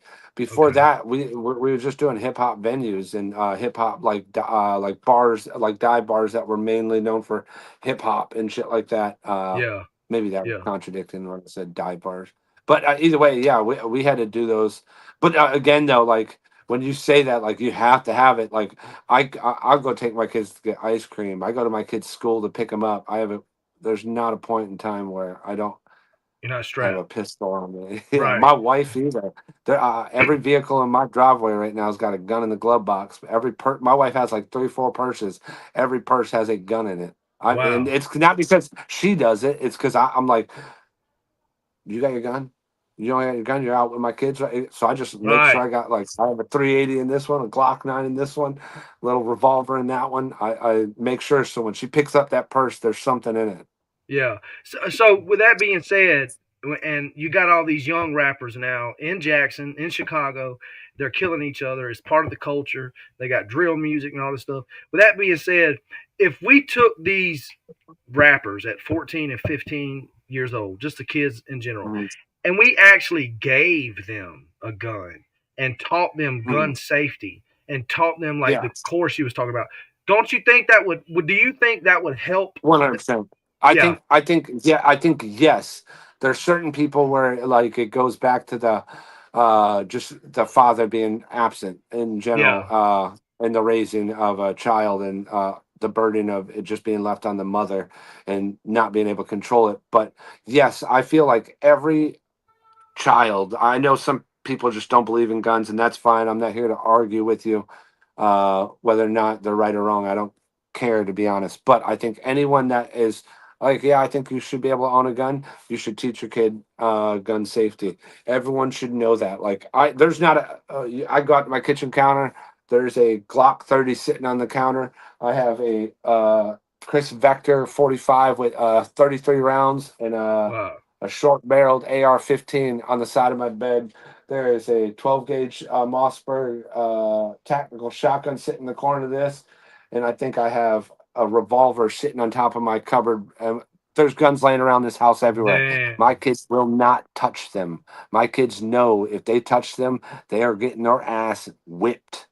Oh They no, will not. They'll walk around them motherfuckers if they right. see it's up there. Like I'm like, hey, go grab daddy's reading glasses off the thing. He'll walk up there and be like, will you get it? And they'll point up to it, and I'm like, okay. You know what I mean? Yeah. They just don't Yeah. go around it. They know not to fuck with them. Right. No, I grew up in a house. This house, I grew up. We had a lot of guns. We had guns everywhere, everywhere, and we had. I had the ability to go grab them guns and use them and load them, and we had bullets anytime I wanted to growing up as a kid. And I mean like Yeah, 22s, 270s, 12 gauge, 10 gauge, 18 gauge, nice. or but anyway, yeah, and it was like, and so when I got married, I took some of the guns with me when we moved into our house, and I put it underneath the bed, and Mm, just in case, you know what I'm saying? Just you never know. Then we moved to Alabama, and I had a 45 in yeah, the dresser and the same 12 yeah, gauge underneath the bed, because you never know, man. I mean, you just never know. I yeah, hear about these stories about people going in people's house at night when they're sleeping and not caring that they're there. You know what I'm saying? And if you don't have a gun, that's going to be a bad situation for you and your family. yeah. Uh, Other than my 10-year-old and my 7-year-old, if you're alive, bro, don't expose yourself. in your tools like that. They said, HT, you're on live, bro. Don't expose yourself in your tools like that. I named off maybe 5% of the guns I own. I'm not exposing anything. You didn't know they don't know about the Uh, IEDs and stuff like that. I'm not like one of those people that's like gang gang and shit like that though, man. You know what I mean? Like Right. I'm a law, bro. I don't got no record or nothing like that. I'm a law abiding citizen. I love guns, and that's where it ends. There's no exposing nothing. Yeah. Uh, but yeah, no, I agree. My wife and my 17-year-old daughter, they both know how to operate any semi-automatic striker fire gun that I own. I would the ARs. They'd probably have a meltdown Have trying them to front. figure out how to load the damn thing. Yeah. That's well, that's just I feel. I don't know if this will ever happen, but I feel that if there was like a nonprofit organization or just something the government did maybe that went into these projects or whatever Uh, and gave these kids an opportunity to learn gun safety, handle guns, and actually shoot them. yeah. It There's would. this there's these people on IG I follow them, and don't quote me on this, but I know they have a YouTube channel, but they have a side company that does exactly what you're talking about. It's like these three like younger black guys. They're all like in their mid 20s, and all they do is run gun drills. They're called Gorillas of the Mist, I think. Oh, okay, Uh, I may be wording that wrong, but a bunch of dreadheads. They're very okay, knowledgeable about the firearms they're working with, and they sit down and on the weekends they sit down and run drills with these like younger 8, 9-year-old, 10-year-old, 12-year-old, 13-year-old kids, and go over firearm safety with them. And how is this gun safe? Like show me how it's safe, and they'll give them dummy rounds in the magazine and make yeah, them like bum bum bum break it down to where now it's safe, and then like is it safe, and then turn around like no, it's never safe. Good job, kid. good job, You know what I yeah, mean? right, good job, yeah. Because you treat every gun as if it's loaded. You know what I'm saying? That's the way Absolutely. I was taught that way. But so you got the redneck rave on the 17th. Yep. I know you said, and this kind of had a big impact on my decision. Like how me when you said you weren't doing a whole lot of touring right now because you did at your younger age and you missed a lot. Like Yeah. your kids growing up and stuff, and so Yeah. that had a big impact on me. Can you speak to that? For can you like people don't know what it's like to be an artist sometimes, and Um, touring, like you got to think the level of artist I am. Like I praise the Lord, I'm in the position to where I can put out music and I stream well enough to where I don't have to tour. I don't have to do merch or anything like that. Like I am in a good position, and I'm very happy and blessed that's the case. Touring, I'm missing out on a lot of money not touring, especially now. But since 2004, I've been on the road. My first, I had my daughter in 2008. Bro, people don't realize this. Like, I was leaving, going around the United States. I was flying out of the country. I met my wife on tour in Europe. Like really, the woman I'm married to, being gone for months at a time, missing out on my daughter's life. Then, now my wife, we've got 2 children together. I toured with the Lax, I want to say for 3, 4 years straight. And even before I met them, I was touring. I just missed out on so much. Like, a kid, I think I missed all the first steps. Walking was only on my youngest son. He'll get over it. He'll okay, build character. I'm just joking. But I like Halloween's, bro, birthdays and shit like that. You just miss it, man. And I'll be yeah, honest with you. To go, yeah, I'll have an extra $1,500 this month, an extra $2,500 this month. I don't care about it that much, man. right, Like again, I'm not like a big artist where I've got like Lamborghinis, y'all. Uh, I'm good with what I got. But I, yeah. I don't, that little bit extra money ain't going to change my life. Missing out on moments that matter will. Right. Yeah, and that's kind of how I feel now. And I mean, it costs money to tour it. Actually, you know what I'm saying? And Yeah. We weren't uh, making a lot of money out there too. Like when I'm saying I go out for a month, I remember on the Racket County tour, this was where we gone 2.5 months. We went around the whole United States. I remember I came home after 2.5 months, and I want to say not the exact amount, but it was like 27, maybe $2,800 I came home with, and I probably spent probably about 1,200, $1,300 being out there, like yeah, odds and ends, eating and shit like that. right. That ain't. 2.5 months. Think about Yeah. that. That's like Yeah. maybe $1,500 I made, maybe $1,200. I don't know the exact math on it.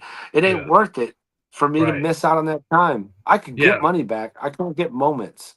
Right. You can get that's oh man, that's a bar, right? That's a bar, right?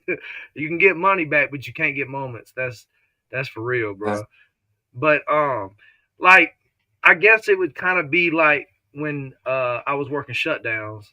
I had to go all over the country. And at the time, I was going through a divorce also. So I was trying to fight for custody of my children and go around the country. And I was yeah. very thankful. I got to see I got to go to New York City 4 times. I've been to Boston, Indianapolis, Nashville, Knoxville, Charlottesville, Miami, Orlando. I could keep going. Knoxville. I could keep going and going. Yeah. Louisville, Chicago. And so I got to see all these places. And then it got old. Like I got tired of Yeah. seeing these. You know what I'm saying? And I miss my kids. I miss my wife. I wanted to be home. And so that's kind of like when you said that, I could really relate to that. You know what I'm saying? Uh, Yeah, like it'd be different if you came home and you had $100,000, $200,000 or something, $20,000. You know what I mean? yeah, it It'd be would be different. It would be like, "Oh, yo, I'm sorry, I had this idea for a song, right? And I never constructed it into a song. But it was a few years back. We were going through a photo album, and we go places with my family and stuff like that. And there's all these photo album pictures of my family in there. And my youngest son, he's a little smart ass asshole. He's like, Dad, you were never there. Look at not none of these photos. And I looked down at him. I said, somebody had to take the photo. And oh and I wanted to write a song basically like, yeah, I was gone, but somebody had to pay these bills. Somebody had to pay for them shoes you're wearing. Somebody had to pay for that food. Someone had to pay that doctor that put that Band-Aid on your boo-boo. You right, know what I yeah, mean? right, Somebody had to take the photo. And yeah. I just never constructed it into a song. That would be a powerful song. And I remember one day, and I remember this week because Donald Trump came to the plant and gave a speech where I was working at. Mm, But it was in Louisiana.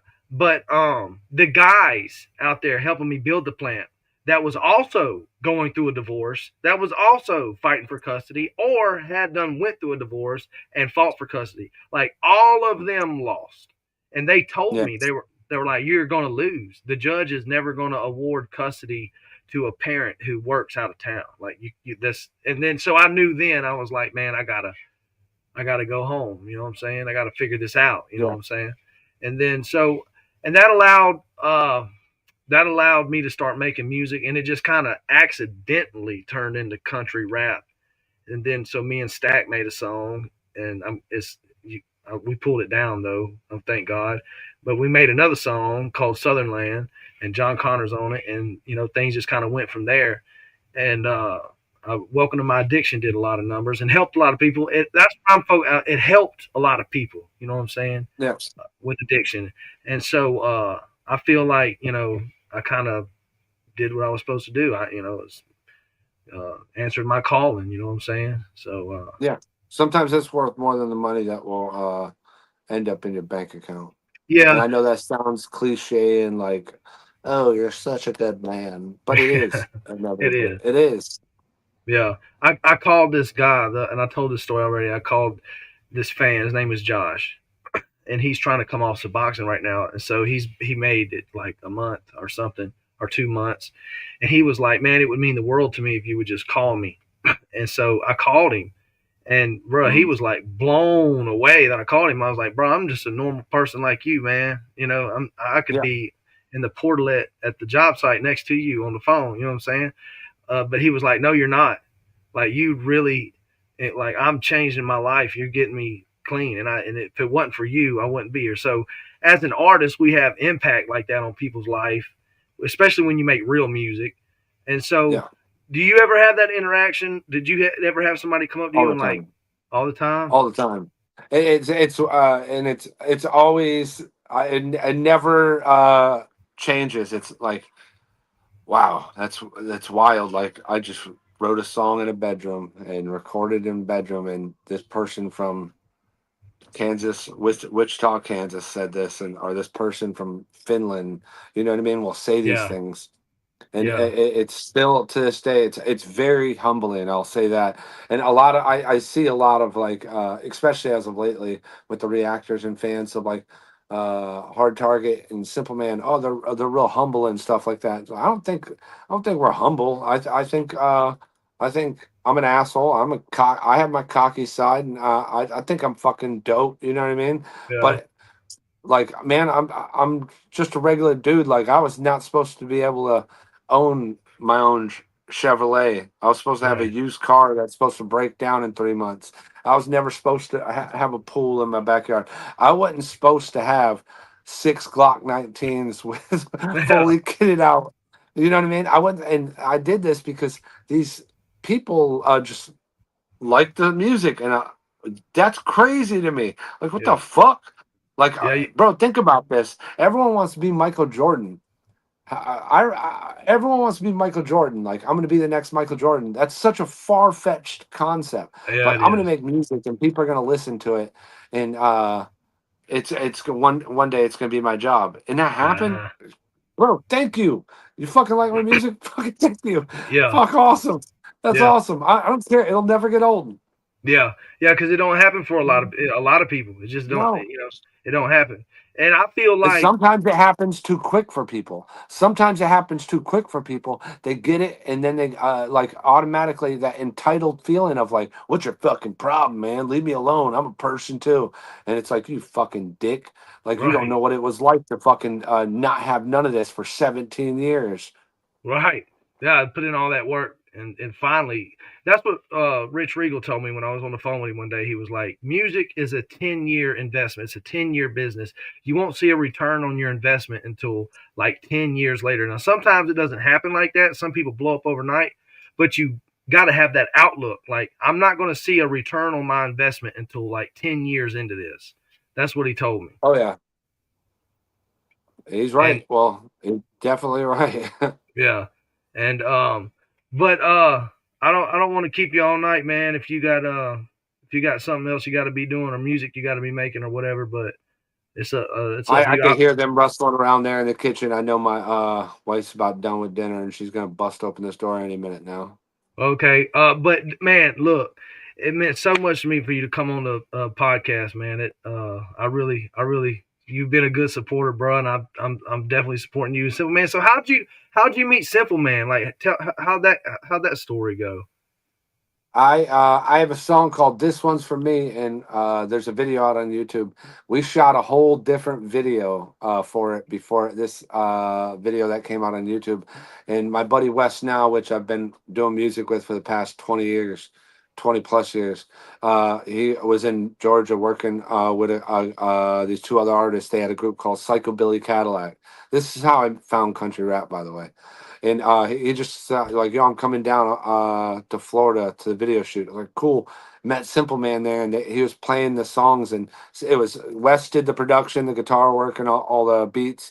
And Simple Man was a rapper, and there's the other guy that was a rapper in the group. And I remember them playing the songs and being like, "Bro, this dude's nasty." And they're like, "Yeah, it's bro over there." And I'm like, "Yeah, he's like fucking dope." And I just kind of stayed in touch with him. And I want to say about 6 months later, I was kind of at my wits' end with doing shit music Yeah, wise.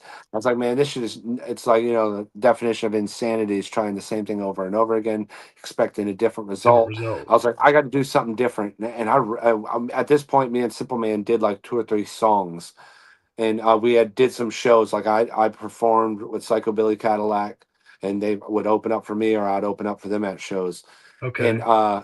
he called one day, and he's like, "Bro," he's like, "I'm not gonna lie, man." And he said the other guy's name in the group. He's like, "He's just not." I could tell his heart's not in it. I was like, "Let's do a group together." He's like, "Yeah, yeah, that's why I'm calling." I was like, "Yeah, let's do a group together." It's like, okay, and Awesome. we did. We started a group, and like Wes was like super into that country rap sound. I was like, awesome, because Wes is an incredible guitar player. I was like, it's so, at this point in time, it was so hard to find good guitar driven beats online. But we just did a bunch of songs produced by West Nile, and it just so happened Clay and Brian from the Lax, their significant others, their wives, had came to a couple of our shows, and they Really? fucking fell in love with our music. And Simple Man actually was in the rival high school with Clay. Their football team played each other, so they were friends. Huh. Like Simple Man rap back then, they rap, so they always kind of kept in touch. And they're like, "Yo, come out to this mud park." First mud park experience for me. We pull Yeah. up and we're sitting at the front gate, and it's in Georgia, so you got gnats flying all around. And they're Yeah. like, "Yo, it's $40 to get in." I was like, "I'm not I'm the paying to go artist. fucking to go $40 to go walk around in the dirt in Right. this hot ass weather." And they pull up on their four wheelers like, "Ah, come on in, man. Don't worry about it."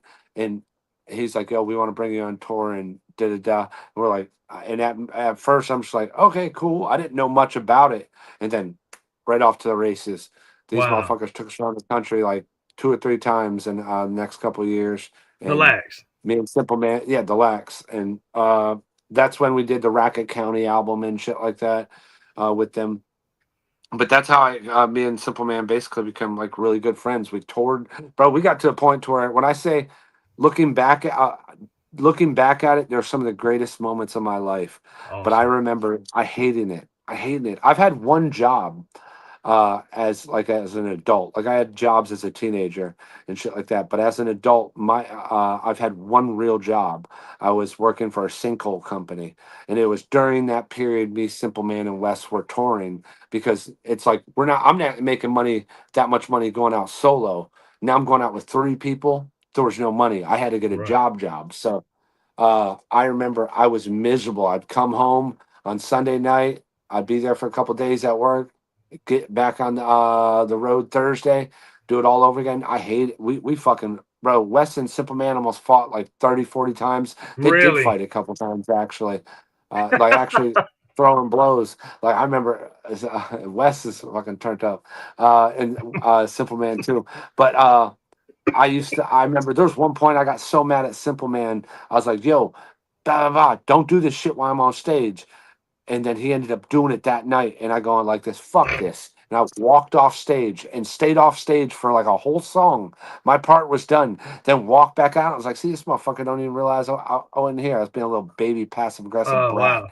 Yeah. But I look back at it now, man, and I think back on the times we had, as much as how miserable I was, how much I hated it, how much it ran a toll on my family life.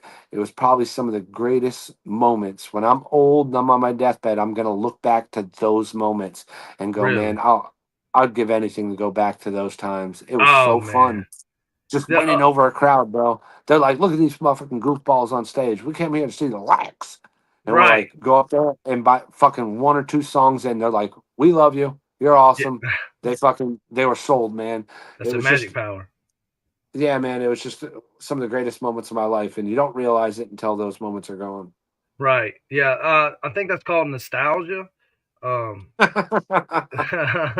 sometimes dude, I get it. I totally get it. When I look back, like what I just told you about the one of the times I look back was the Arkansas show when the park called me and was like, "You did so good, we're gonna pay you." Yeah, Like I didn't, and so it's like I was wondering. Everybody wonders this, and I guess it's up to us to ask the questions. But it's like I was wondering if you and Simple Man had already like how close of friends y'all will have y'all got that out of the way. You know what I'm saying? Like the arguing part of friendship. You know what I'm saying? yeah, bro. Uh, even me and Bredwin, I think have been the closest, like out of my group of friends. Maybe Dolph. Shout out to Dolph. Dolph, I know a couple months ago wanted to punch me in the face. Is he in the chat? But yeah, he's in the chat. That's my dog. That's my Okay, brother. Y'all go check out Florida Dolph, man. He's gonna be there at he the is. Redneck Ring with us. But me and Bredwin have been the closest to almost fighting, and that's been like 6, 7 years ago. Because Bredwin's quick to tell me and call me on my bullshit. I am. People can say what they want about me being like a nice guy and shit. Behind the closed doors, I'm a fucking diva, self entitled prick.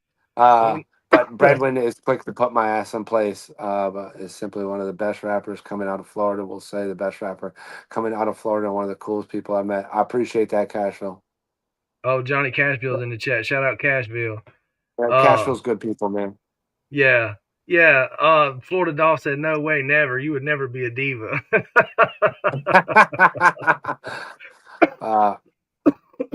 Or he's saying no, I would you would have never punched me. He wanted to punch me that day. There ain't no getting around it. I literally braced my because people don't realize this. Florida Doll's a big motherfucker, and this motherfucker is fucked people up for fun. Like when we first started Trailer Made, I remember like 6 months into it, we're like, bro, you need to slow the fuck down. Like you need to be an asset. You're a liability. Every time I turn around, you're knocking someone clean the fuck out. Like just over the dumbest things too. Like dumbest stuff, motherfucker yeah. say the wrong thing. Florida Dolphin. Bro, I remember one time. I'm not even gonna say what it was about. We were at the Redneck Rave. And I was like, I got pissed about something. I was like, I think I'm about to punch whatchamacallit. And Yeah. Bredwin's sitting right here, and Dolph's sitting right there, and Dolph's like, let's do it. Like he didn't hesitate. Did not hesitate. He's like, let's run it. I was like, oh fuck. I was like, I gotta be careful saying shit around Dolph because Dolph will fucking just Yeah. he goes, I'll never punch Hefe. No, Dolph, man, one of the coolest artists that when we first met, man. When we started Trailer Made, we've had like bumped heads, but he's one of those dudes where like, hey man, bah bah bah, like work on this. He's like, yup, and he'll make that effort to do it. Not just do it for like a week and like go back to his old ways. He's no, I need to be better, and you Wow. see it, man. You see it. Yeah. Like I remember we went up to North Carolina for Silverados last year, and I think there was like 5 of us on Trailer Made performing, but he wasn't performing. And when we left Silverados, that lit a fire up under his ass. He was sending me a song every 2 days. Really? And there were different style songs, different cadences, different pockets. It just like he's like, I'm no fuck that. My homeboys are winning. I want to win. So he just got in Right. that studio and cranking shit out. So like Yeah. Dolph's Put in work. a worker, man, and a good people, a good human, Yeah. hard worker. That motherfucker. If people want to talk about country rap and good old boys, people that put in work, it don't get more solid than Florida Dolph. That motherfucker is up at 3 o'clock in the morning. He gets off at about 12 o'clock in the afternoon, and then clocks back into his second job. He don't get home till about 8, 9 o'clock at night, and then does it again. Really? Yeah. Yep. And then when it's time to hit the road and go, hey man, we're going to Redneck Rave. He's like, I'll tell the boss, man.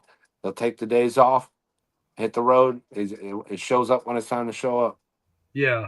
I will say that me being able to do what I do, especially at the beginning, and having the flexibility that I have, you know, I'm thankful for that. Like I got to go to Lebanon, Tennessee in August to open for Nappy Roots, and that's it. I'm not leaving the state of Mississippi again. I don't want to travel no more. I'm sick of it. You know what I'm saying? I ain't done a whole lot of wants it. to move there. My wife wants to move to Mississippi. But we got a lot of casinos down where I'm at. It's cheaper to buy a house there from what she does all that research and shit. Oh, it's a lot cheaper. Apparently, yeah, bro, it's crazy down here in Florida, bro. I'm gonna be 40 this year. I've never owned a house. Really? I still rent. Yep, still rent. I've never owned a house. I got approved for a mortgage like 2-3 years ago, and so I went to go house shopping, and they were talking about the mortgage was going to be anywhere from $1,800 to $2,500 a month, which at the time I could have paid that, but I'm like, I'm not paying that. Like I'm not doing that. You know what I'm saying? Especially in Mississippi, because I remember when I first moved out, rent was like $400 a month. Yeah, right. Yeah, bro. I remember the first house I had was $650, 2-bedroom house. It was $650. I stayed in that bitch for like 5 years. Yeah, I shot so many music videos in that fucking house. Yeah, no, bro, I've been approved for it, bro. I think I got like an 835 credit score. Like my credit's fucking damn near perfect. I own all my vehicles. It's just, bro, what they approve you for. Like, I'm not about to pay $375,000 for a shitty trailer that was put up in the '80s. Like, Right. Florida is crazy, bro. Wow. It's ridiculous what they're asking down here. And I think Wow. I got stuck in the state because back when I met my wife, who I'm currently married to, um whatever, I had my daughter with my ex. Like, I wasn't going to leave the state of Florida because I didn't want to be away from my daughter. But like, Right. after a couple of years, my daughter just basically just lived with me.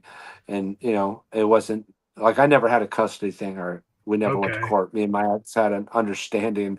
I'm going to use these though, an Okay. understanding.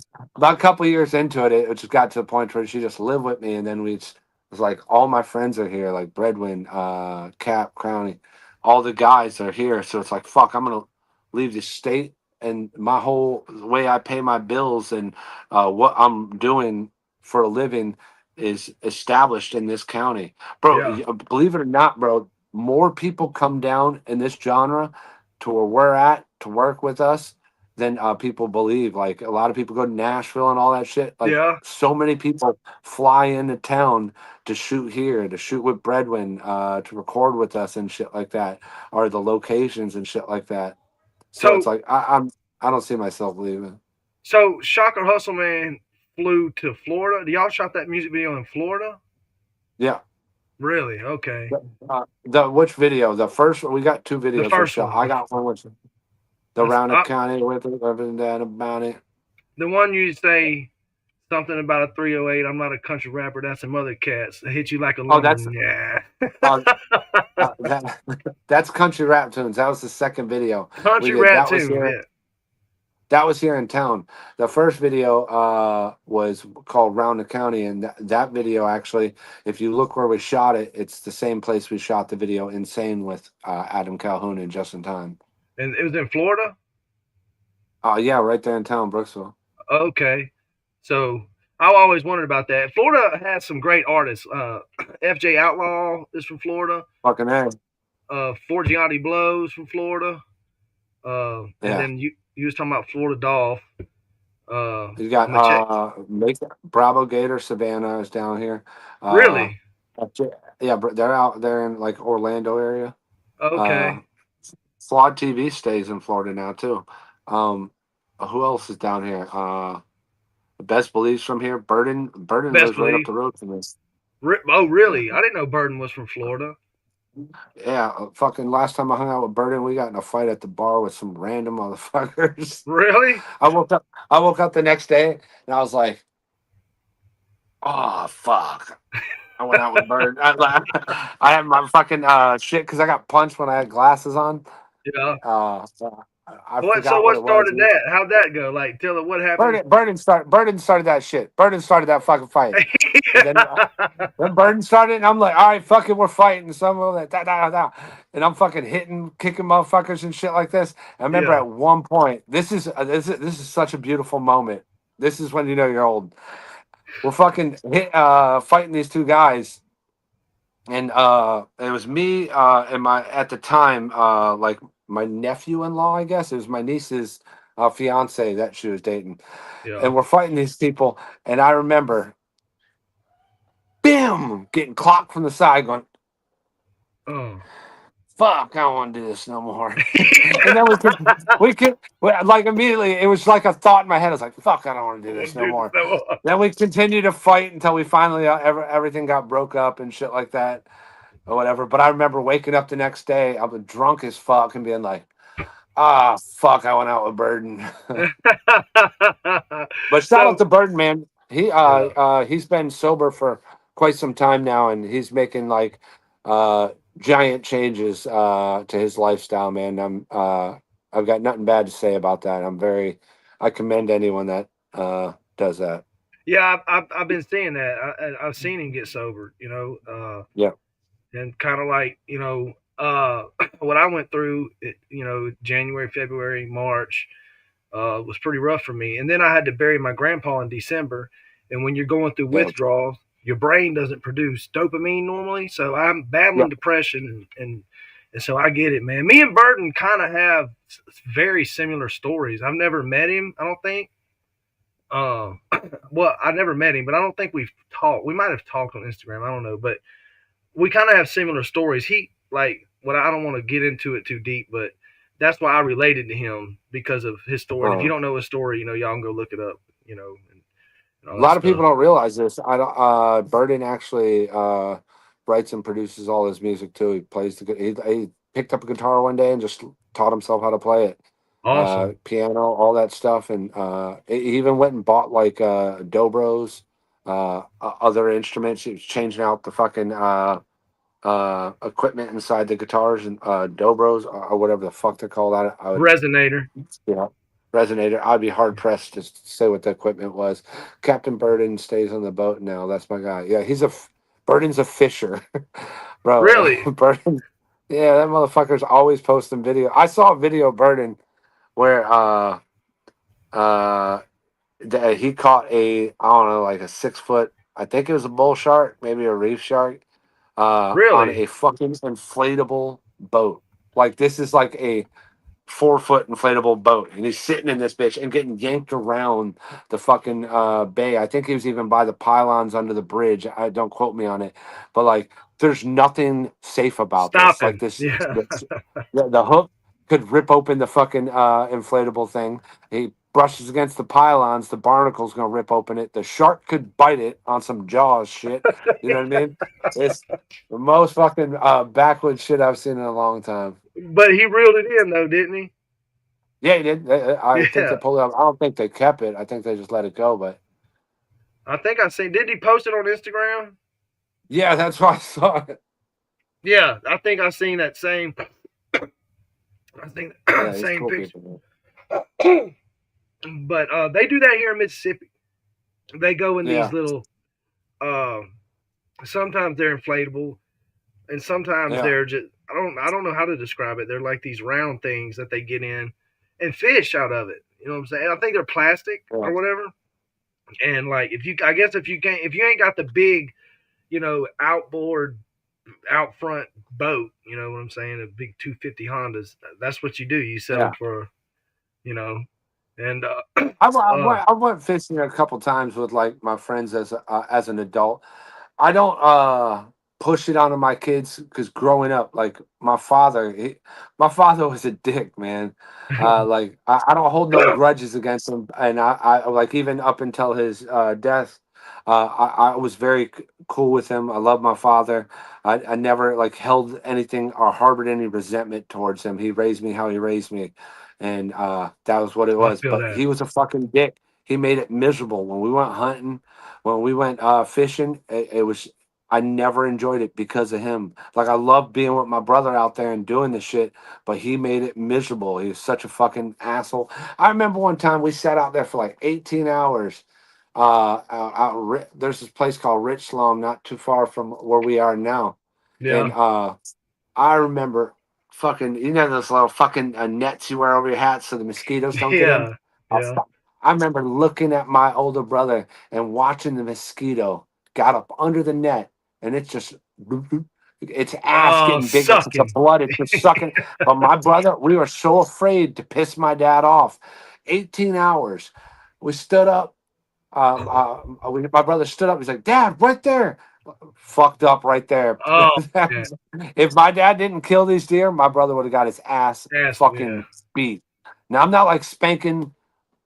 He would have got them hands. Yeah. My dad stood up and knocked down these two deers. There was a button buck, illegal, a doe, illegal, and then had us 7 years old, 9 years old, carrying like 200 pounds, dragging through the woods, These, illegal deer, yeah. uh, trying to duck the game warden for like 6 hours. Now it's dark again. We had to send off the shots in the air, like when you let other hunters nearby know you're missing You're there, and you yeah. can't find your way, hoping a For game warden real? didn't show up. Yeah, but it was miserable, bro. There was nothing fun. I loved going out. You shoot a deer, you shoot whatever, you know what I mean? Fishing, Yeah. catching fish. That motherfucker made it miserable, and I don't want to. I don't want to put it on my kid. I brought my kids out fishing, and my kids are like, I'm not into it." I'm like, okay, cool. I'm not gonna, bro. Same thing with shooting. I brought my sons out to go shoot. They're just not into it. My daughter loves doing it, so I'll go shoot with her. I'm not gonna force anything that I liked as I like to do on my kids, and I'm Right. doing mainly because my dad did it to us. Yeah. So how did y'all get out? How did y'all find your way out of the woods Uh, eventually? Ron Abney. I don't know why I remember this name. Ron Abney. I remember that Ron is a friend of my dad's. I got a good story about Ron Abney too. He's a racist son of a bitch. Ron Abney ended up coming picking us up in this like old fucking Cherokee he had, and we usually you have to go to a way station when you're leaving Yeah. the hunting grounds. Yeah. We went like a back road out of there, and basically we were able to get the deer without getting in trouble. Without getting in But Ron trouble. Abney, I met the reason my dad met Ron Abney. He lived at the end of the street in the trailer park we're at. And I remember he had a boat in his driveway tucked up under the carport, and we were walking up side of it, looking at it like in an awe. We were young, and me and my brother, we had blonde hair, like bright blonde hair kids. And he came out with a gun. He's like, "The hell you doing out here?" And I'm like, "Oh, sorry, sir, we're just looking at your boat." He's like, "You gotta be careful." He's like, "I could have thought you were black, and I'd have shot you." I'm like, Sorry, sir. Sorry, sir." He's like, "You seen that new Wesley Snipes movie? He had blonde hair in there. You could have been a black blonde hair." I was like, "This Oh, motherfucker's racist." racist. Yeah. He'd have been an Upchurch fan. No, I don't know Yeah. that, Well, man. he became good friends with my dad. It says a Okay. lot about that motherfucker, I guess. Um, yeah, man, I don't like fishing. I'm not gonna like I had people invite me out front to go catch like saltwater fish, like, you know, Yeah. redfish and marlin, Bro, shark, going bull deep shark. sea fish, that shit, like deep sea fishing, right? That shit's fun. You drop it in, it's like worst case scenario, you're waiting a little bit, you catch fish. The whole sitting out there for fucking 10 hours and not getting a bite, That sucks. bro. Yeah, Man, I yeah, remember being a kid, being like, I just want to play with my G.I. Joes. right. You know Yeah. what I mean? I would be so lost though. Like I'm not gonna lie, if I went out front, I wouldn't know how to bait nothing. I wouldn't know what to do, where to set the poles. You know, I think what they do is they throw the line out and the boat continues to like idle forward a little bit, and it Yeah, pulls. yeah. You know, and so you're just waiting on a bite. I guess I don't know. They know where to find We were these able to fish. do all, we were able to do all that shit. I remember first time my dad like made us skin a deer. We have a VCR tape of it too. It's like Really? gory as fuck. Yeah, like cutting it and pulling the guts out like as a little kid, like my son's size, reaching in this fucking thing and pulling guts out. Wow. It was at the time it was like, why are you making us do this? You And know you what I mean? recorded it.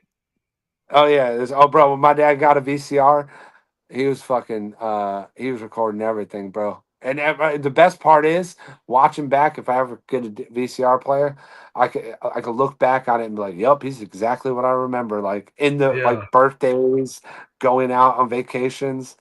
It's like, "Yep, Yeah. that I my dad remember was those big exactly who I ass cam. remember." You remember those big ass camcorders, the side Yeah, up on opens, the and yeah, shoulder. Yep. yeah. They way before the digital handheld ones, where they had them big ones Oh, with the bro, VCR. it was probably about 15, 20 years ago. This is by the time my dad's already moved out of state.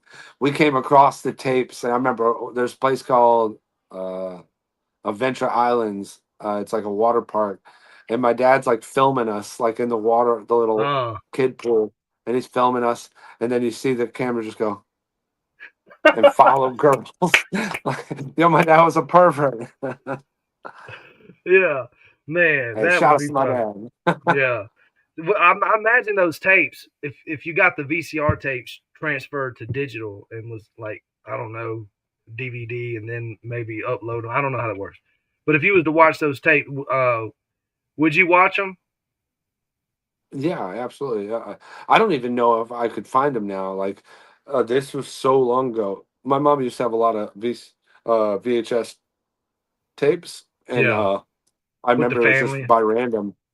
Oh well, no, just we like Disney movies and Okay, movies that we bought over time. you're a kid from the We '90s. Yeah. Yeah, yeah. And I remember when that like Blockbuster was going out of business, she was buying all of them. So she had like hundreds and hundreds of tapes. I remember we were just going through them one time, organizing them, and we came across these blank ones, threw them in the VCR. We're like, oh shit, this is from like when I was turning. Like I remember opening like Terminator 2 action figures. That's how long ago it was. Oh wow. Terminator 2, I think, came out in 1992. Or like Velociraptors on a Christmas, like that's Yeah. in '93. Like these are old ass tapes. Yeah. What's crazy about Terminator 2 is the storyline is actually like happening in real life Yeah, now. yeah. Like you see what AI is doing. It's just crazy, you know. I say it as Crazy, a joke all the time. I say it as a joke all the time. Like we're about to have to battle Skynet, but bruh. right now there's the liberals against conservatives.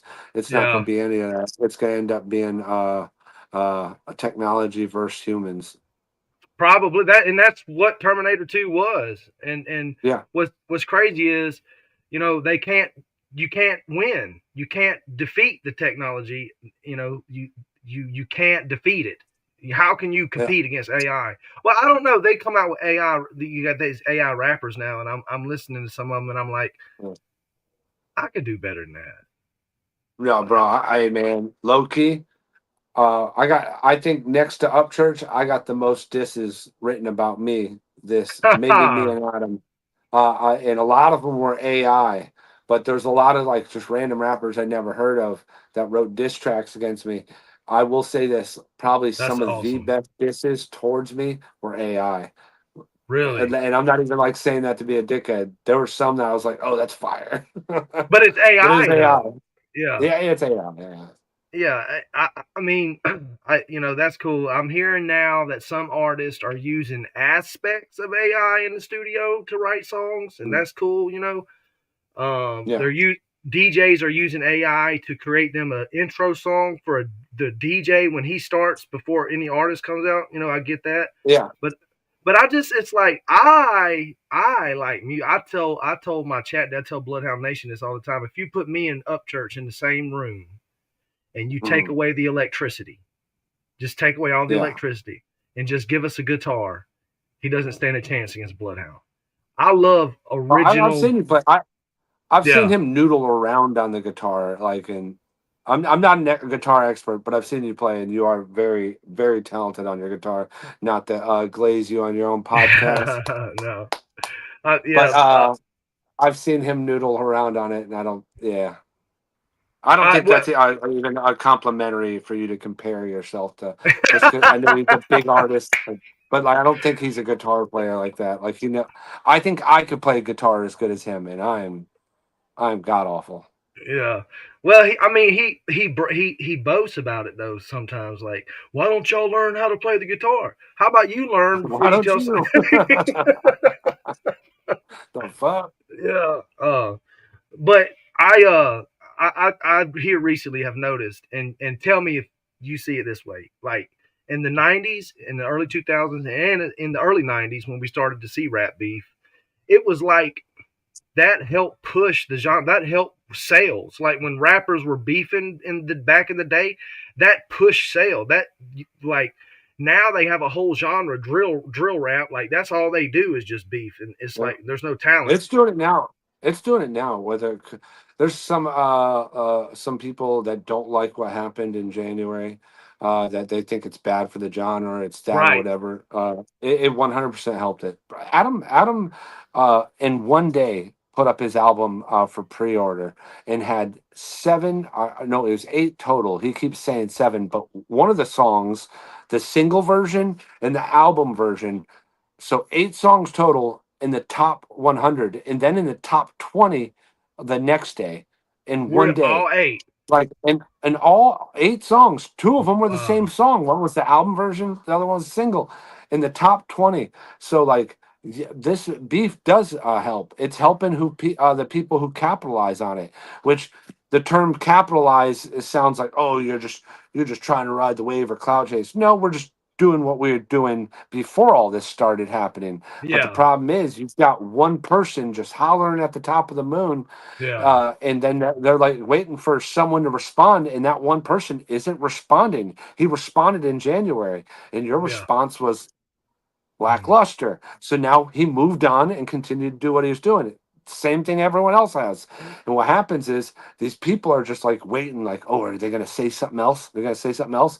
Right. And we're just putting out music now. So it's, bro, it's fucking still making the genre thrive Yeah. 100%.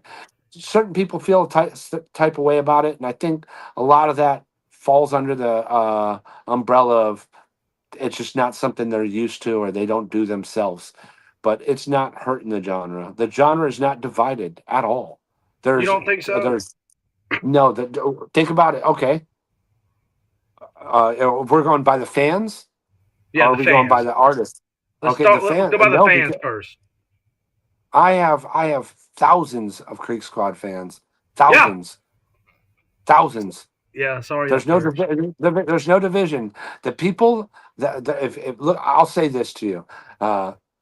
If you are okay with him being in a bathtub at 4 a.m. in the morning in the dark, yelling at his phone on IG, I don't want you as a fan. I don't mean that disrespectfully.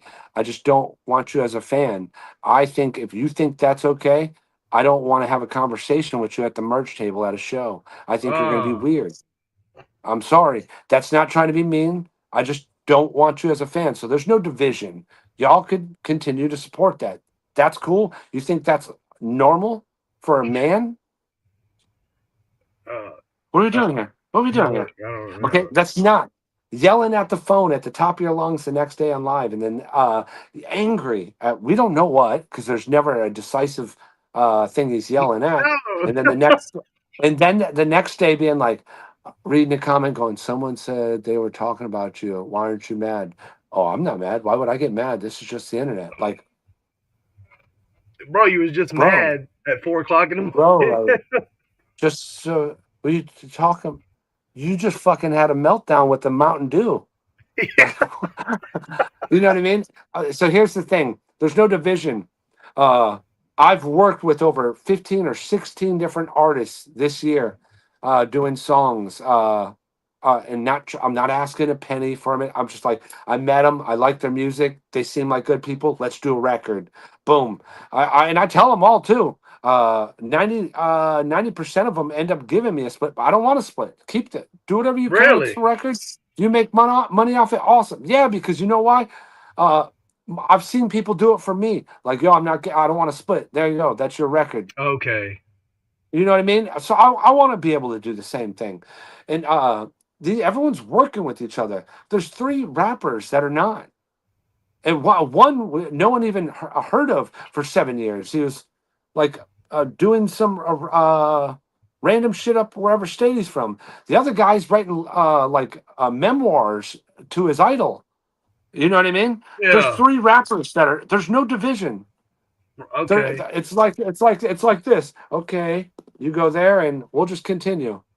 That's Everybody's all in their own it thing. is, bro. There's no division, man. Right. Right. Um, I mean, that's from the artist aspect or the fans aspect. Well, yeah, there are going to be Creek Squad fans that are like, I can't listen to him because Upchurch is going to get mad at me. I did an interview. I don't know the channel. I'm going to be a liar if I say I know the channel Tuesday, or I think it was Tuesday. And it was like a 17-year-old kid. He's a big Creek Squad fan. And on the live, he's like, yeah, man, this is my second interview. Da, da, da. He's like, my ultimate goal is to do an interview with Upchurch. I'm like, that's awesome, bro. Hell yeah, man. Good luck with that and all that. I didn't go like, oh, well, he's a dickhead. Don't go listen to him because he's a Yeah. no-no. Like, that's Right. stupid, bro. Bro, y'all like Upchurch, listen to his music. If you come up to one of my shows and you're bumping Upchurch, man, if it's YZ, I'll probably jam I out with love you, bro. It's a great YZ. song. That's a good YZ's a song. fire song, right? Yeah. Shout out to Upchurch. Bring Ain't back Boosie. that guy. Get out of Yeah. the bathtub. But my point is, though, it's like none of us care that you're fans over there, fans of his music, and you still support him, even through what he's going through right now. No one cares about that. Adam doesn't care about it. Justin don't care about it. The podcast, the people that are mad if you say like, "Oh, that was a good song, Adam. Oh, that was a good song." Our target are Upchurch. Yeah. That's it. You. And Yeah. then he's just trying to steer the fans, going, "Boo them." They suck. They're meanies. They're kidnapping kids in Nashville and they're putting blood in spaghetti. Boo That's them. crazy. Yeah, that's It's weird. crazy. It's weird, And bro. Hey, I got no, bro. You're an Upchurch fan. You're a fan of mine. I totally support it. If you think Upchurch is totally normal for sitting in the bathtub at 4 a.m. yelling at other grown men, you're not normal. You're just as weird as he is. yeah, That I don't mean that in a funny way. I don't mean that in like a. I don't want to like what is it like just be rude. You're weird. If you think right, that's normal, you're weird. If my wife caught me doing that, talking about a grown man that's not talking about me at all on right, social media, unless he's just responding to something you've said over the past year. If my wife caught me doing that, my wife would go, "What the fuck is wrong with you? First of right. all, why are you taking a bath? You're a grown man. Why are you on Instagram at 4 a.m. fucking yelling at your phone? Go to Why? fucking bed." Yeah. There's nothing I'm, normal about it. If you normalize it, you're not normal. I mean, I seen him on Instagram making a story bragging. He was like, "I'm in my truck. It's 4:30 a.m. and I'm still up working on my house because I work." Like he's putting it out there like he's a hard worker, and it's like, okay, Yeah. bro, you're talking to you're not only talking to Creek Squad, but you're also talking to grown men that have Yeah. walked down these roads before. And yeah, you're up at 4:30, sure, buddy. Yeah, and it's like I He don't know. might, between the stories and stuff like that, he might genuinely be in there right. And I don't know. I'm not gonna sit there and you sound definitely you sound good. It sounds like he may be doing that stuff. I'm not here to discredit all of that. I just know the stuff, that weird stuff's just weird. It's just weird. I'm sorry. It's just weird. It's just weird. I'm not that emotionally invested in this to where I'm going to yell at my phone at for any yell. If I get Right. to the point to where I want to yell on my phone and cuss people out and be angry at them, I'm just going to come show up one of your show dates. And I'm not going to. Like 99% of these people that are yelling on the phone like this are talking like, oh, they're not about that life. They would never say that to me in my face. Shut up. Yeah, You just sound stupid when you say it. I know between you and your four dirty friends, you all think you sound cool. You sound like dorks, man. Just yeah, put out your music and move on with it. It's weird. You guys are just being strange. This yeah. is not that serious. This is not that serious. If you really are upset with someone, go and you are that dedicated to screaming at the top of your lungs, go find them. Right. You got a lot of money. Get on a plane, go find them. Yeah, he does. I mean, he has the ability. You know what I'm saying? And I Yeah. just, I just am not stupid. Like, and I don't. I could have like when he was attacking me, he called me a patriot and all that stuff. I could have capitalized on that more, even with the Hosier situation. I could have capitalized. You know, I wasn't supposed to go down to where he was performing. My fucking uncle lives in the trailer park that he's next to, so I went to my uncle's and was able to see that nobody fucking showed up for this shit. And I kept my mouth Damn. shut until somebody come on the live and was like, Yeah. Hosier showed up in your town and you didn't do shit. Whoa, let me pull out receipts. I pulled out Yeah. receipts, and without going into it, not going deep into it, that's not what happened. But it's like that whole clique over there. But there is some good people over there. Like Trey Healy is a good guy and a good artist. Shout out Trey Healy. He's a good. He seems like a funny motherfucker. I've watched a couple of things when he wanted. He's like, somebody diss me, please. It's great. Yeah, he come up hard too. He called me and was like, "Hey man, I really am encouraged by what you're going through. I'm really encouraged by your song." He had a friend that was on Suboxone, and he was like, "Is there any advice that you could tell me that I could tell him?" And because I don't, he was straight up. He's like, "I don't know what it's like, but he's going through it, and I'm seeing him suffering, blah blah blah." So shout out Trey Healy. He you know he's been in the live a couple times and stuff, That's but cool. but other than that, like Upchurch is coming to Goshen, Mississippi, which is pretty much my town too. I'm anywhere in South Mississippi is Bloodhounds territory. I done pissed somewhere over there, and so he's coming to Goshen, Mississippi in October, and he's not doing none of the popular songs. He's doing Creeker 3 sucks. Like he needs to stop with the rock and roll. but he's still going to the amphitheater with, and that's what they're doing, and that's I asked you, I was like, do you have a set list that you play live? You know what I'm saying? And I don't think Upchurch understands that. Yeah. I don't. I know. I listened to it. I wasn't a big fan of that. But I do know. I'm not gonna pretend like I know the songs, but there's a song that Chop Easy played one night on his live, where fuck, it was an older rock song though, and I'm not gonna lie, it was dope. I just can't remember the name of it. I heard him play Upchurch it a did couple it. times. No, Chop Peasy played an Upchurch song. I was like, yo, what is this? This shit is fire. It reminded me of the guy from Alice in Chains. But Oh, you're talking about Nutshell, probably. no, it was a original song, but the style Oh, of the song reminded me of Alice in Chains. Alice in Chains is fire. But I yeah. remember hearing it and being like, yo, this is fire. I just can't remember what the name of the song is. I just know when I heard it, I was like, yo, this church? And he's like, yeah. I was like, this is gas. And this was like a couple months ago. So this isn't like uh here's what I'll say about the situation Dirty in a South. nutshell. Um yeah, that's what the song's called, Dirty South. Because I think he said Dirty South in the hook a bunch. I don't mind giving people flowers where it's due. If Right. something's right, like bro, like Adam's a good friend of mine. I consider him one of my best friends. If Adam came out and was like this all started because Adam wrote a bunch of disses about him apparently. If Adam came out and said that shit to me and was like, I wrote them or whatever, I would be like, yo, bro, what the fuck?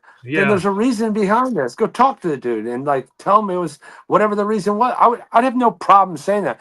Bro, me and Adam get on the phone all the time and debate about shit. I'm like, you're wrong. No, you're wrong, motherfucker. You know what I mean? And I'm always right. Adam's never right. I'm always right. Adam's wrong. Keep that in mind, y'all. Take it to the bank. Okay. But I have no problem being honest about this shit. If something's good, I'll say it's good. If something's bad, I'll say it's bad. If you like Upchurch's music, I'm not mad at you. That's awesome. If you think this shit he's doing, all this little weird stuff he's doing, is normal and okay, there's something wrong with you. Then that's Yeah. it.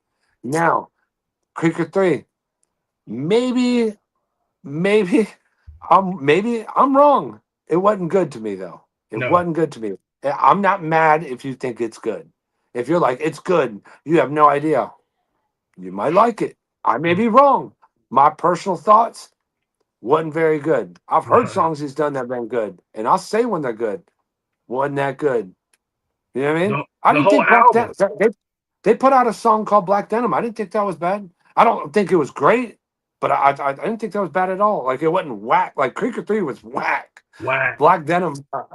Maybe it's because the contrast though, and I'm being trying to be like see the good in it. It wouldn't be a song I'd write home to, about. I know that. No. Diesel Bomber But says comparing Creaker it 3 to is Creaker trash. 3, like fuck, man, Yeah. that shit was rough. But if you like it, man, I tip my hat to you. I'm not gonna debate with you and be like, you're wrong, I'm right. Bro, you like it. That's what it is. Yeah. I don't really like that style of rock and roll anyway, though. I never really was a Slipknot. What style was that? What style was that album? That was That, wild. that was Deftones with Slipknot and a little bit of Corn. Bro, you better chill, bro. There's no Deftones in that, bro. That is disrespectful as fuck. You Yeah. crazy out He of your tried. mind. The corn? Nope. He tried. Nope. Yeah. But it's got to be really good for me to like it, like Corn or System of a Yeah. Down. It's got to be like that Yeah. good, So if you're gonna do Yeah. that yelling, screaming music, it's got to be good, And I've don't never think been a fan of like death metal, but I nah, love Limp Bizkit, Corn, but I love melodic shit. So like yeah, Slipknot, very hard had death metal parts, but they still had a by the end of top of me. It still had a melodic groove to it. You know what I yes, mean? yeah. But like just like blah, blah, blah. I can't do it. I can't Where do it. people are just growling and shit. I Right. can't Like do it. I don't understand what they're saying. Like people say, I don't understand when you rap, I don't understand what you're saying. I don't understand what they're saying. You know what I'm saying? Yeah. They scream and yell.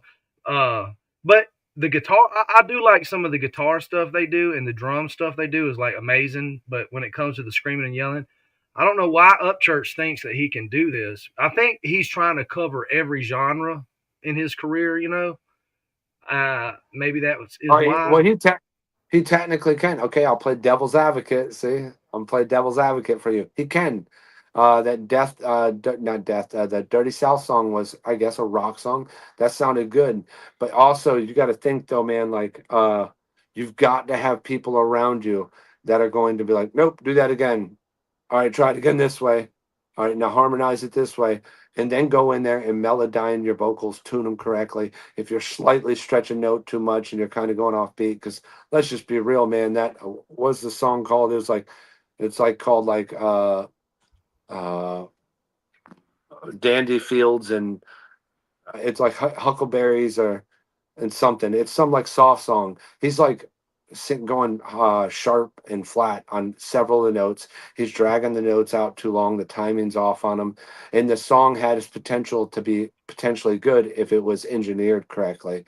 And I don't think that's what's happening right now. Like when Stoner and Bandplay were in there, I think whoever was actually engineering the records was going in there and melodyning and tuning everything to where it was tight. It sounded good. Like when you had it go from 808 to from a hip hop progression to a fucking gigantic acoustic bass, acoustic drums. It was engineered good, and I Yeah, think whoever's got engineering it now is just getting a paycheck and moving on. I kind of, I know who's engineering it, and I would feel safe to make a bet. If I had the money to bet, I would say that Kalani is just mixing it and going home. I don't see Kalani Oh, as a big. Kalani's doing the engineer. I know he Yeah. was the producer. I didn't think he was the engineer though. Oh well, maybe that's what it is. But I don't see Kalani some big headbanging rock and roll fan. I don't see him that way. I mean, I could be Yeah. wrong. He But could be it doesn't matter if he's a rock and roll person. Tuning a vocal is a tuning a vocal. basic. It's like going in and doing a subtractive EQ. Tuning your vocals like before you start mixing a song, like vocals with a rap beat, a rock song, whatever it is. You've got to prep your vocals. That's tuning and subtractive EQ and cleaning up all the dead outside noise, reverb, etc. White All that noise. needs to be done. All that needs to be done. Tuning for sure. Like Yeah. it don't have to be auto tune T Pain like people think, but vocals need to be tuned. Even Mariah And Carey had vocal tuning. I mean, they tuned Mariah Carey's vocals. bro, it just wasn't done. Whoever did that, I didn't know it was Kalani doing it. Whoever mixed that album and mastered that album, got paid and moved on. They didn't care how it I can came hear out. it. I can hear it. And I believe it or not, he has fans down here, and they don't want to hear Creeker 3. I don't think that unless they're like just insane. They don't have no taste in music. They want to hear YZ. They want to hear Dirty Yeah. South. They want to hear that stuff. You know what I'm saying? But anyway, You remember Waco? Remember Waco, the incident that happened in Waco, Texas? yeah, with the what They'd put those gigantic speakers out trying to get the people to come out, and they'd just play loud sirens and dolphin echoes and shit. yeah, We the need to FBI we did need to that. clip that. We need to clip that and put Creeker 3 on it. Surrender. That's what it sound. I mean, that's what it sound like, man. Yeah. My buddy ODR told me the other day. He was like, "Have you heard Creeker 3?" And I was like, "No." He was like, "Bro, it's horrible. Like, go Yeah. listen to it." And so I went and listened to it on the way to work, and I was like, even if you like this type of rock and roll screaming music, like this is bad. It's mixed bad and Well, everything. I know the man ain't dumb. Like he's a successful artist. Like the numbers got to be telling. Like they have it's available. You could see how many albums were sold and stuff like that. And in a month's time, he's got like 600 digital albums sold. Whereas Adam's album's been out for 5 or 7 days, and it's sold over 1,000 already. Really? Like it's like, and I know this bro's looking up like government files. He's looking at his sales. Like, bro, like there's nothing wrong with like, bro, we put out music sometimes and it ain't it. And it not everything hits. You know what I mean? I did it. I Done think it. I think it's a good lesson. Like look at it and be like, fuck, maybe I should go back to the drawing board on this. Or just go back to rapping. Do the country rap shit. Please. I I, I still think he could do the rock shit if he got a good engineer. It's got to be engineered correctly. That whatever that was, wasn't it? Yeah. I don't know. I think I feel he is definitely going to go down in the history of music as one of the pioneers of this country rap genre. I will say that when it comes to country rap. No, You don't think so? he didn't pioneer nothing. Colt Ford, Bubba Sparks, The Lax, Moxon Creek. There wouldn't be no Mud Park shows if it wasn't for Moxon Creek and Bottleneck and Big Schmo, people like that. There wouldn't be none of that Mud Park shit at all. Colt Ford, they are the pioneers. Now, a staple as one of the biggest, if and not the biggest, as the biggest artist in this genre since its creation or inception or whatever, without a shadow of a doubt.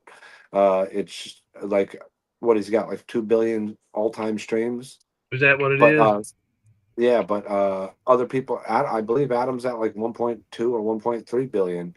There's other artists that are, as long as they continue to put out music, they can do the same thing.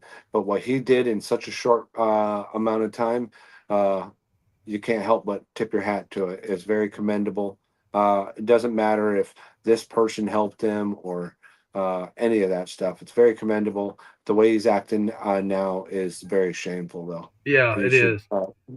you should be take a look around your house, look at your kid, look at everything that's happened, your friends that are no longer there, and take a moment and be like, I'm probably the problem.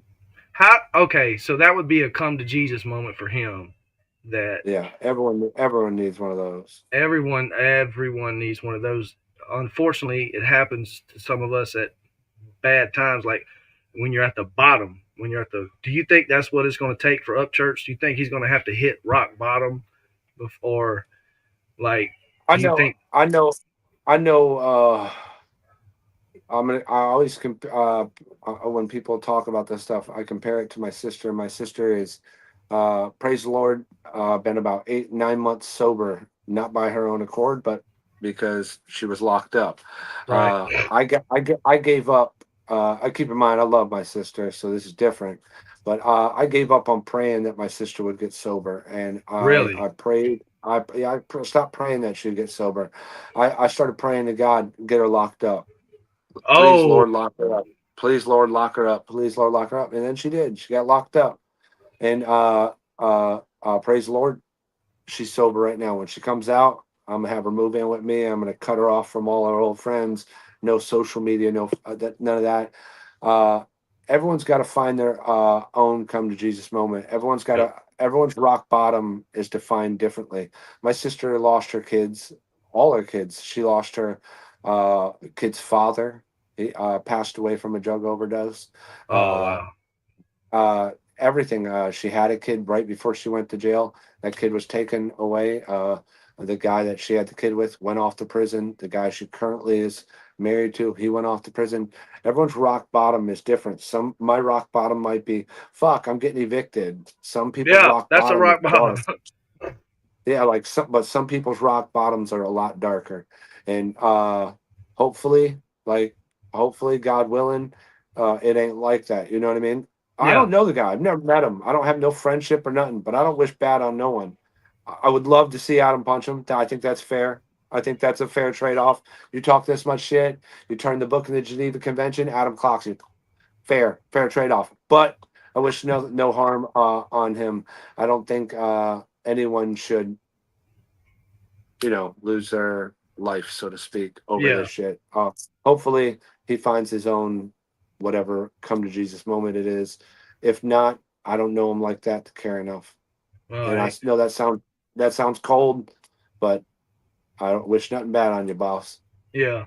Well, before we get out of here, um, I would like to say that Adam, uh, I wish that he would go back maybe one song and be that Adam that dropped the song with Bubba Sparks and Dusty Lee. That give it a name, boy. That shit goes. I jam that all the time.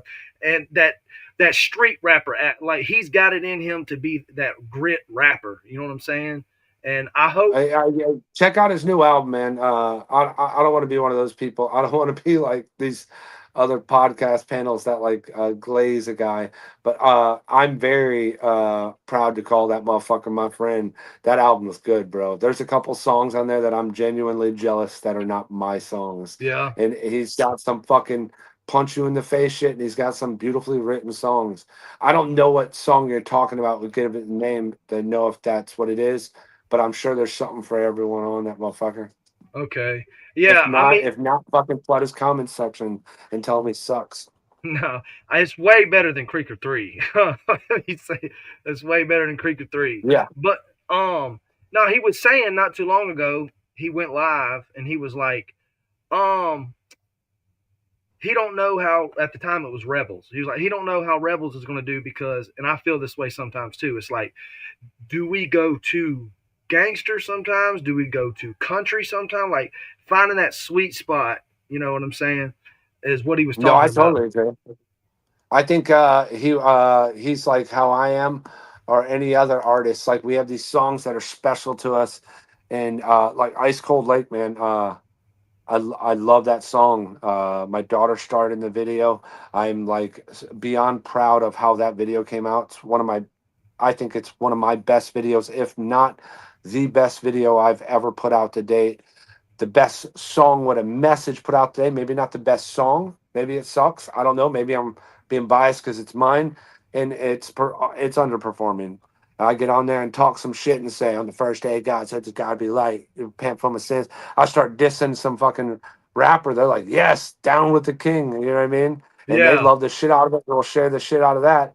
But like, it's just what happens, man. The stuff that we hold personal and we love, we think are great, and they should be heard by the masses, sometimes don't meet our expectations.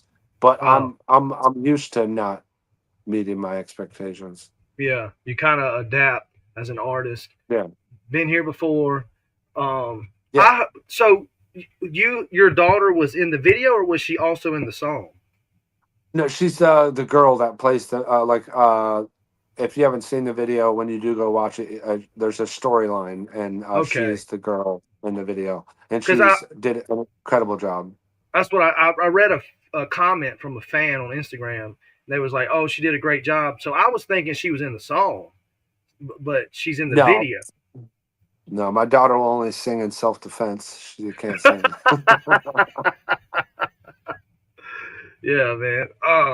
Is there anybody you want to give a shout out? Anybody you want to shout out before we go, or anybody? Nah, man. Shout out to everyone on the label. Tell somebody you love them, man. Be good. Yeah. The devil's real. Stop feeding into all this bullshit. Yeah. And we got 34 people in here right now. Y'all go check out Ice Cold Lake. Is that what it is?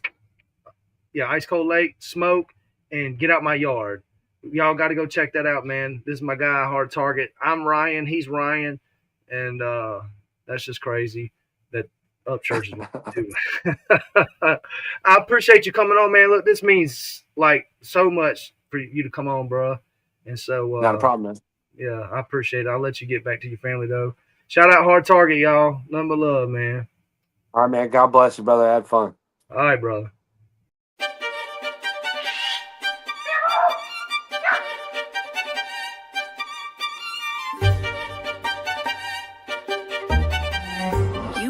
Listening to Anyway Well. Well, please get me back on track. How'd I just break away from the mess? Here's a wooden packer when you see a black and lecker in the wood shop, kush shop, but you know I won't. Try to build a home even though I'm all alone. Write a love letter, let me get it all together. Birds of a feather, and you know we fly together. We can fly in any weather, you can even ask Heather. No, I can't say that name rings a bell. And you think you know me oh so well. And I swear now my love's for sale. You can hit me back on track. Give another chance, take a romance, take another glance, might as well dance. Try third time, Thunderbird is mine. I'll keep the ear blind this time I'm blind. Once upon a time we fell in love. Shut another hate with God above. On our first date, I was really late. Falling in the calling and the falling of my eyes. But I realized, took a step back, but I had to try to be a man. Forward in attack, forward in advance. Bring it back to the memories taking off your pants. Now you told me pack my shit and leave. After we breathe, you can swallow my seed. Here, kitty, kitty, come and grab a little titty. If you feeling any pity, then it's probably really shitty in the middle of the city. In the 50, in the 50, in the 50, going once, in the 50, going twice. Do I hear 55? Is our love still alive? Any love, got a dog, get a little love. Ryan, I don't know how many times I have to tell you this. Stop calling me. Stop texting me. Stop showing up in my house. Stop calling my work. We are done. We are finished. You will never see me again. You fucked up real good this time. Please take me back. I smoke trees instead of crack. Now life's back on track.